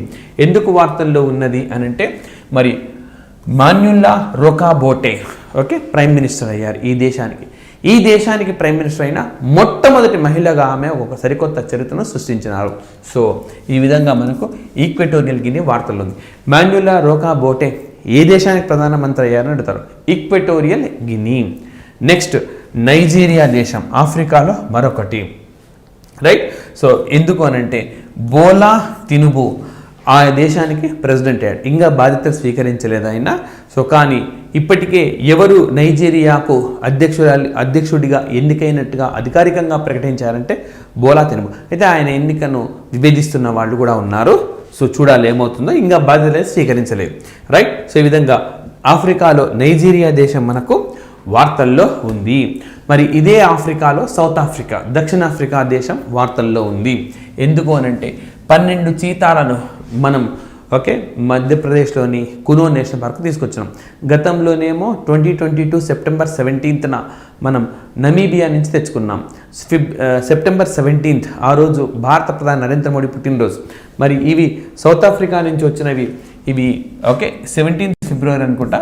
Will check it, no problem. So KCR పుట్టినరోజు నాడు ఇవి మన దేశానికి వచ్చినాయి. 12 చీతాలు వచ్చినాయి. ఇందులో 7 మగ చీతాలు అయితే 5 మహిళా చీతాలు అనమాట, ఫీమేల్ చీతాస్. సో ఈ విధంగా నెంబర్ని బైఫర్కేట్ చేసి Andhra Pradesh public service commission group 1లో అడిగినారు కాబట్టి మనం తెచ్చుకున్నాం, గుర్తుపెట్టుకోవాలి. సో ఈ విధంగా మనకు ఆఫ్రికాలో ఏమేం వార్తలు ఉన్నాయి? ఈజిప్ట్ వచ్చింది, ఈక్వెటోరియల్ గినీ వచ్చింది, సౌత్ ఆఫ్రికా కూడా వార్తల్లోకి వచ్చింది. నెక్స్ట్ మనం యూరప్ దేశానికి వెళ్దాం. యూరప్లో మనకు స్వీడన్ దేశం వార్తల్లో ఉన్నది. ఎందుకు అనంటే స్వీడన్ స్టేట్ ఓనర్ అంటే స్వీడన్ ప్రభుత్వానికి సంబంధించిన సంస్థ ఎల్కేఏబి సంస్థ. ఈ ఎల్కేఏబి అనే సంస్థ మరి రేర్ ఎర్త్ మెటల్స్ను గుర్తించింది. 1 million tons of rare earth oxides. Rare అంటే అరుదైన ఆక్సైడ్ అనమాట, భూమిపైన అరుదుగా లభించే ఆక్సైడ్స్. ఇవి మేము గుర్తించిన మా దేశంలో ఇవి 1 మిలియన్ టన్నుల మేర ఉన్నాయి అని చెప్పి ప్రకటించింది. ఇటీవలి కాలంలో ఏ దేశంలో 1 మిలియన్ టన్నుల మేర అరుదైన భూమి ఆక్సైడ్ అని గుర్తించారు అని అంటే స్వీడన్ దేశం, యూరోప్లోని స్వీడన్ దేశం అని చెప్పాలి. రైట్. ఈ విధంగా మనం యూరోప్ కాంటినెంట్కి ఎంటర్ అయినాము. మరి యూరోప్ కాంటినెంట్లో వార్తల్లో ఉన్న మరొక దేశం ఏదంటే యునైటెడ్ కింగ్డమ్. రైట్. సో మరి యునైటెడ్ కింగ్డమ్ చాలా అంశాల రీత్యా మనకు వార్తల్లో ఉన్నది. ఒక్కొక్కటిగా చూద్దాము. ఫస్ట్ వచ్చేసి యంగ్ ప్రొఫెషనల్స్. సో భారతదేశం నుంచి 3000, యూకే నుంచి 3000 యంగ్ ప్రొఫెషనల్స్ అక్కడికి వెళ్ళి పనిచేయచ్చు, వాళ్ళు ఇక్కడికి వచ్చి పనిచేయచ్చు, చదువుకోవచ్చు అనమాట. ఆ విధంగా ప్రొఫెషనల్స్కు సంబంధించిన ఎక్స్చేంజ్ దానికి సంబంధించిన అగ్రిమెంట్ మనకు ఏ దేశంతో కుదిరింది అంటే యూకే దేశంతో కుదిరింది. ఇదొకటి. రెండవది ఏంటంటే భారత మాజీ ప్రధానమంత్రి మన్మోహన్ సింగ్ గారికి లైఫ్ టైం అచీవ్మెంట్ అవార్డు ఇచ్చినారు, జీవనకాల సాఫల్య పురస్కారం. సో జీవనకాల సాఫల్య పురస్కారం. సాఫల్య పురస్కారం. సో ఎవరిచ్చినారు అని అంటే మనకు యూకే ఇచ్చింది. ఎవరికి అని అంటే మన్మోహన్ సింగ్కి ఇచ్చింది అనమాట. సో భారతదేశానికి ఆర్థిక శాఖ మంత్రిగా కూడా పనిచేసినారు అండ్ ఆర్థిక సంస్కరణను ప్రవేశపెట్టినారు. నెక్స్ట్ మూడోది చాలా ఇంపార్టెంట్ పార్ట్నర్ కంట్రీ. సో ఫిబ్రవరిలో హైదరాబాద్లో బయో ఏషియా సదస్సు జరిగింది. ఈ బయో ఏషియా సదస్సుకు భాగస్వామ్య దేశంగా ఎవరు పార్టిసిపేట్ చేశారంటే యూకే పార్టిసిపేట్ చేసింది. అండ్ నెక్స్ట్ అదేవిధంగా ఆక్స్ఫర్డ్ యూనివర్సిటీకి సీఈఓగా ఎవరు అపాయింట్ అయినారు అంటే యూనివర్సిటీ కాదు, ఈ యూనివర్సిటీకి సంబంధించిన హాస్పిటల్స్ ఉన్నాయన్నమాట. ఎన్హెచ్ఎస్ ఫౌండేషన్ ట్రస్ట్ పేరుతో కొనసాగుతాయి. దీనికి సీఈఓగా ప్రొఫెసర్ మేఘనా పండిట్. సో భారత సద్దతికి చెందిన వైద్యురాలన్నమాట. మేఘనా పండిట్ భారత సంతతికి చెందిన వైద్యురాలు, ఆమె ఎన్నికారు. ఎన్ని చోట్ల భారతీయులు ఎన్నికవుతారు చూడండి. ఇప్పుడు ఇంతకుముందు చూసాం మన్ప్రీత్ మోనికా సింగ్ అని చెప్పి, అరుణా మిల్లాన్ అని చెప్పి, ఈ విధంగా భారతీయ మహిళలు గొప్ప గొప్ప స్థానాలకు వెళ్తూ ఉన్నారు. సో ఈ విధంగా మనకు ఈ అంశాల రీత్యా యూకే అనేది వార్తల్లో ఉంది. Next France. మరి 16th జనవరి నుంచి 23rd జనవరి వరకు 21st edition of naval exercise Varuna 2023. సో ఎక్కడ కండక్ట్ చేసినారంటే ఫ్రాన్స్లోని వెస్ట్రన్ సీబోర్డ్లో కండక్ట్ చేసినారు. మరి ఈ రెండు దేశాల మధ్య ఈ సైనిక విన్యాసం ఎప్పుడు స్టార్ట్ అయిందనంటే 1993లో స్టార్ట్ అయింది. రైట్. ఈ విధంగా మనకు ఫ్రాన్స్ దేశము వార్తల్లోకి వచ్చింది. నెక్స్ట్ స్పెయిన్ దేశం. ఇదే యూరోప్లోని స్పెయిన్ దేశం వార్తల్లోకి వచ్చింది. ఎందుకు అనంటే ఫిటూర్ ఎగ్జిబిషన్. ఓకే, ఫిటూర్ ఎగ్జిబిషన్ను కండక్ట్ చేసింది. So union ministry of tourism participated in FITUR, world's largest international travel exhibition in Madrid. So మీ అందరికి తెలిసింది స్పెయిన్లోని మ్యాడ్రిడ్లో వరల్డ్ టూరిజం ఆర్గనైజేషన్ ఉన్నది. అక్కడ ప్రపంచపు ట్రావెల్ టూరిజం ఎగ్జిబిషన్ అనేది జరిగింది ఫిటూర్ అనే పేరుతోటి. సో అక్కడ భారతదేశం కూడా ఇందులో పాల్గొన్నదనమాట. ప్రపంచంలోనే అతిపెద్ద ప్రయాణాలకు సంబంధించిన ఒక ఎగ్జిబిషన్ అనమాట. అక్కడ నిర్వహించారు, భారత్ కూడా పాల్గొంది. సో ప్రపంచంలోనే అతిపెద్ద పర్యాటక రంగానికి సంబంధించిన ఎగ్జిబిషన్ ఎక్కడ జరిగింది అంటే స్పెయిన్లోని మ్యాడ్రిడ్లో జరిగింది. నెక్స్ట్ అదేవిధంగా స్పెయిన్ ఇంకా ఎందుకు వార్తల్లో అంటే పెయిడ్ మెడికల్ లీవ్స్ అనమాట. స్పెయిన్ గవర్నమెంట్ ఏం చేసింది అంటే మహిళలు ఎవరైతే పీరియడ్ టైమ్స్లో ఇబ్బందులు పడుతూ ఉన్నారో వాళ్లకు లీవ్స్ ఇస్తుంది అనమాట, సెలవు ఇస్తుంది. పెయిడ్ లీవ్స్, మెన్సురల్ పెయిన్ సందర్భంగా పెయిడ్ లీవ్స్ అందిస్తుంది. ఈ చట్టాన్ని చేసిన యూరోప్లోని మొదటి దేశం ఏది అంటే స్పెయిన్ అన్నమాట. సో యూరోప్లోని మొట్టమొదటి దేశం ఏది అని అంటే స్పెయిన్ దేశము. రైట్. అండ్ నెక్స్ట్ మరి ఇదే యూరోప్లో మనకు చెక్ రిపబ్లిక్ కూడా వార్తల్లో ఉన్నది. ఎందుకు అనంటే పెట్ పావెల్ ఈయన నాటోలో మిలిటరీ కమిటీకి పనిచేసినారు సభ్యుడిగా. ఇప్పుడు చెక్ రిపబ్లిక్ దేశానికి అధ్యక్ష బాధ్యతలను నిర్వహిస్తూ ఉన్నారు. చెక్ రిపబ్లిక్ దేశానికి అధ్యక్ష బాధ్యతలు.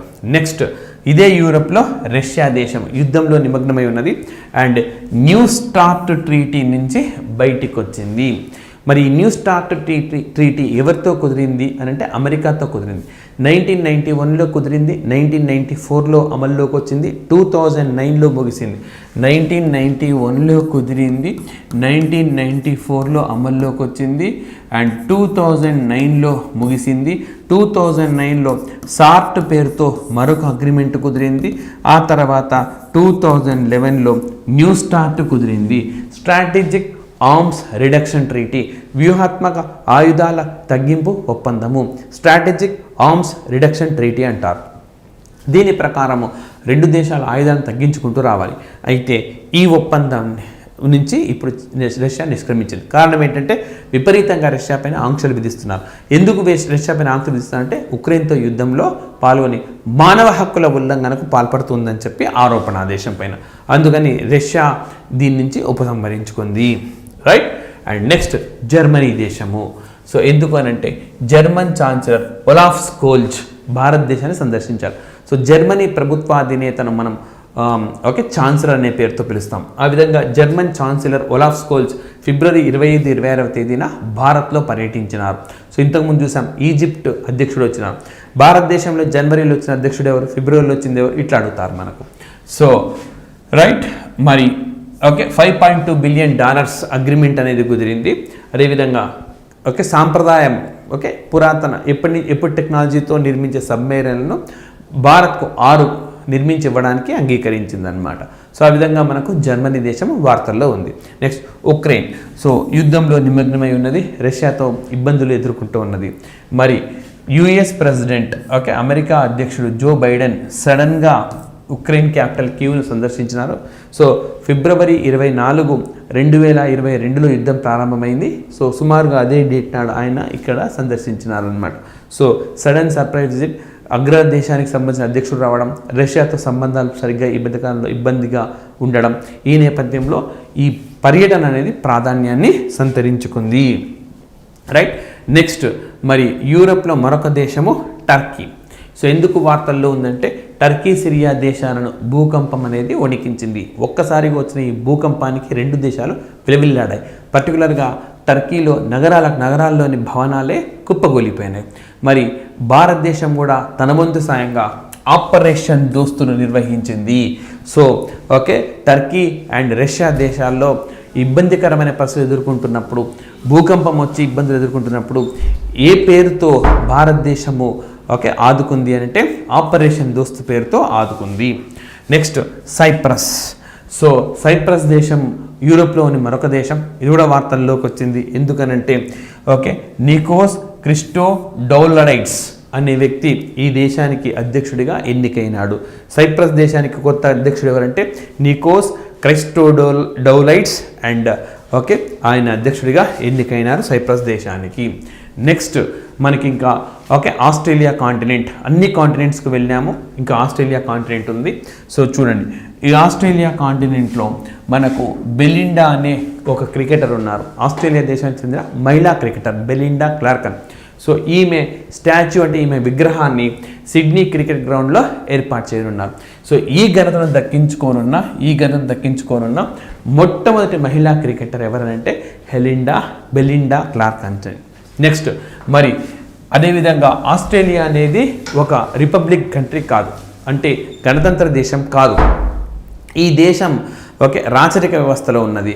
మరి ఈ దేశాన్ని కరెన్సీ పైన అంటే బ్రిటిష్ ప్రెసిడెంట్ బ్రిటిష్ రాచరికంలో ఎవరైతే ప్రిన్స్గా లేదా క్వీన్గా కింగ్గా ఉన్నారో వారే ఈ దేశానికి అధినేత, రాజ్యాధినేత. బట్ ఓన్లీ ఫర్ నేమ్సేక్, నామకే వాస్తేగా ఉంటారు. మరి ఆస్ట్రేలియా ఏం చేసిందనంటే బ్రిటిష్ మొనార్క్ చిత్రాన్ని కరెన్సీ బిల్స్ పై నుంచి తీసేయాలని చెప్పి తాజాగా నిర్ణయించింది. సో ఆ విధంగా వార్తల్లో. నెక్స్ట్ అదేవిధంగా భూమిలో 5వ పొర ఫిఫ్త్ లేయర్ అన్నమాట. Fifth layer. So crust, mantle, కోర్లో ఔటర్ కోర్, ఇన్నర్ కోర్ అని ఉంటుంది. భూపటనము, భూప్రావరము, భూకేంద్రము, ఎగువ భూకేంద్రము, దిగువ భూకేంద్రం. అయితే ఈ 4 కాకుండా మరొక లేయర్ ఉందని చెప్పి ఆస్ట్రేలియా శాస్త్రవేత్తలు ఇటీవల కనుగొన్నారు. సెస్మిక్ వేవ్స్ను యూజ్ చేసి వాళ్ళు దీన్ని కనుగొన్నారు. Next డీకెన్ university. సో భారతదేశం యూజీసీ కొత్తగా గైడ్లైన్స్ అనేవి వచ్చినాయి మనకు. ఈ గైడ్లైన్స్ ప్రకారం విదేశీ యూనివర్సిటీలు కూడా భారతదేశంలో విశ్వవిద్యాలయాన్ని ఏర్పాటు చేసుకోవచ్చు. ఆ విధంగా భారతదేశానికి రానున్న మొట్టమొదటి విదేశీ యూనివర్సిటీ ఏది అంటే డీకెన్ యూనివర్సిటీ. ఏ దేశానికి చెందంటే ఆస్ట్రేలియా. ఎక్కడ రాబోతుంది అని అంటే గుజరాత్లో గిఫ్ట్ సిటీలోకి రాబోతుంది. గుజరాత్లో గిఫ్ట్ సిటీలో ఇది తన శాఖను ఏర్పాటు చేయబోతుంది. సో ఆస్ట్రేలియా మీరు అక్కడ చూడొచ్చు. నెక్స్ట్ న్యూజిలాండ్ దేశం. న్యూజిలాండ్ దేశం మనకు అక్కడ ఉంది. అండ్ మరి కరోనా సమయంలో ఎంతో సమర్థంగా పనిచేసినారని చెప్పి పేరును దక్కించుకుందున జెసిండా ఆర్డెన్ అనే మహిళా ప్రభుత్వ సారథి ప్రధానమంత్రి, న్యూజిలాండ్ ప్రధానమంత్రి, ఆవిడ రిజైన్ చేసినారు.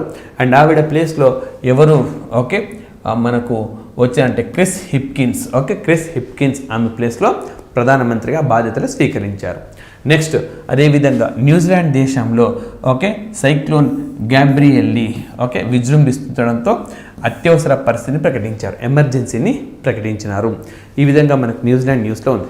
Next Fiji island. సో ఇక్కడ ఆస్ట్రేలియా, ఇక్కడ మనకు న్యూజిలాండ్ ఉంటే ఇక్కడ ఫిజీ ఉంటుంది. సో ఓషినియా కాంటినెంట్ అంటారు దాన్ని.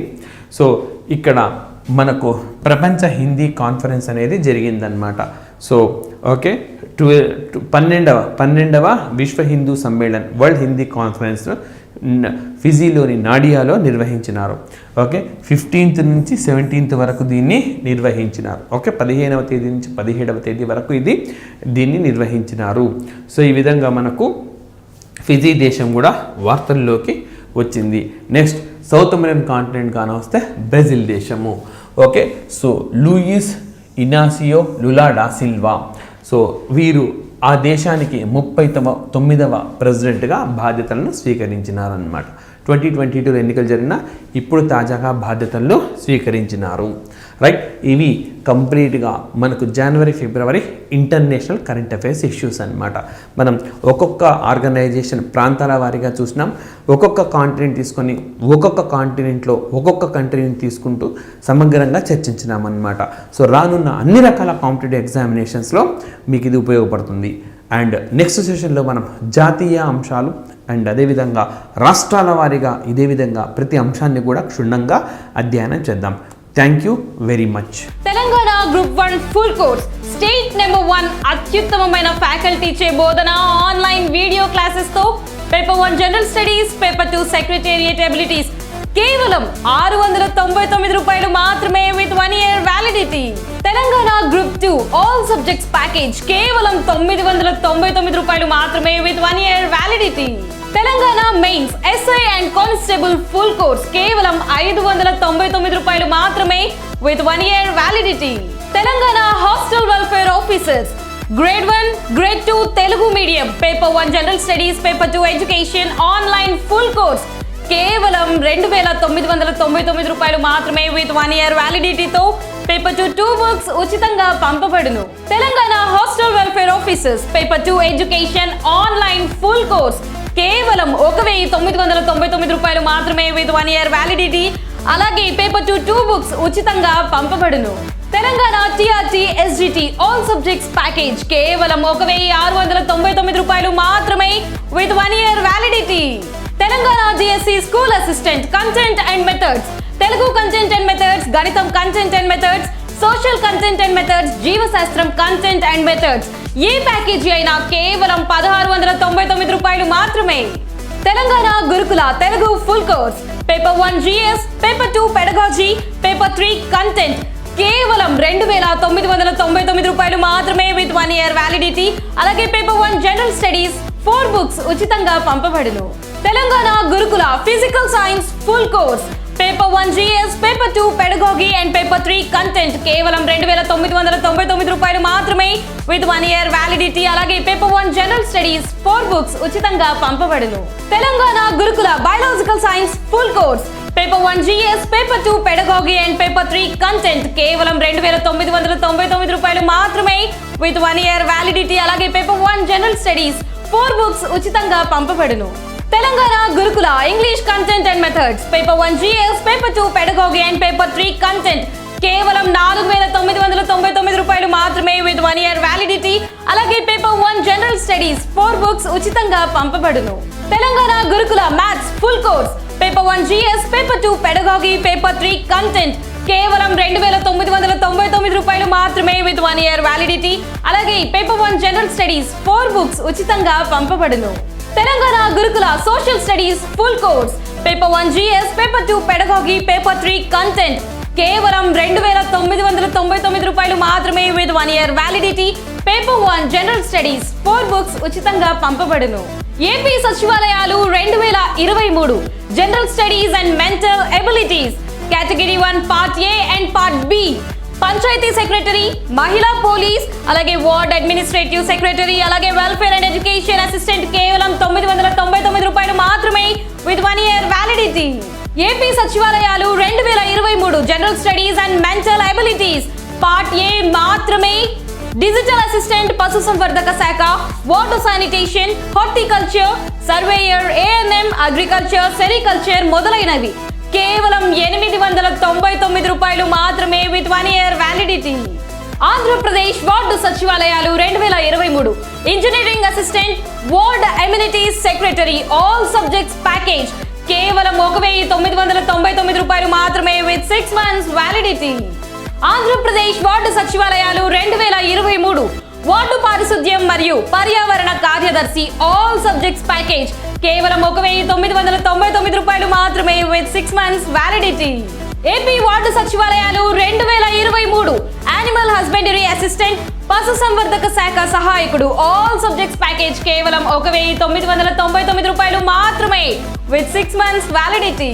ఆంధ్రప్రదేశ్ వార్డు సచివాలయాలు 2023 Panchayat secretary grade 6 digital assistant all subjects package కేవలం 1999 రూపాయలు మాత్రమే with 6 months validity. Andhra Pradesh mains SI and constable full course కేవలం 599 రూపాయలు మాత్రమే with 1 year validity. Andhra Pradesh group 2 all subjects package కేవలం 1499 రూపాయలు మాత్రమే విత్ 1 ఇయర్ వ్యాలిడిటీ.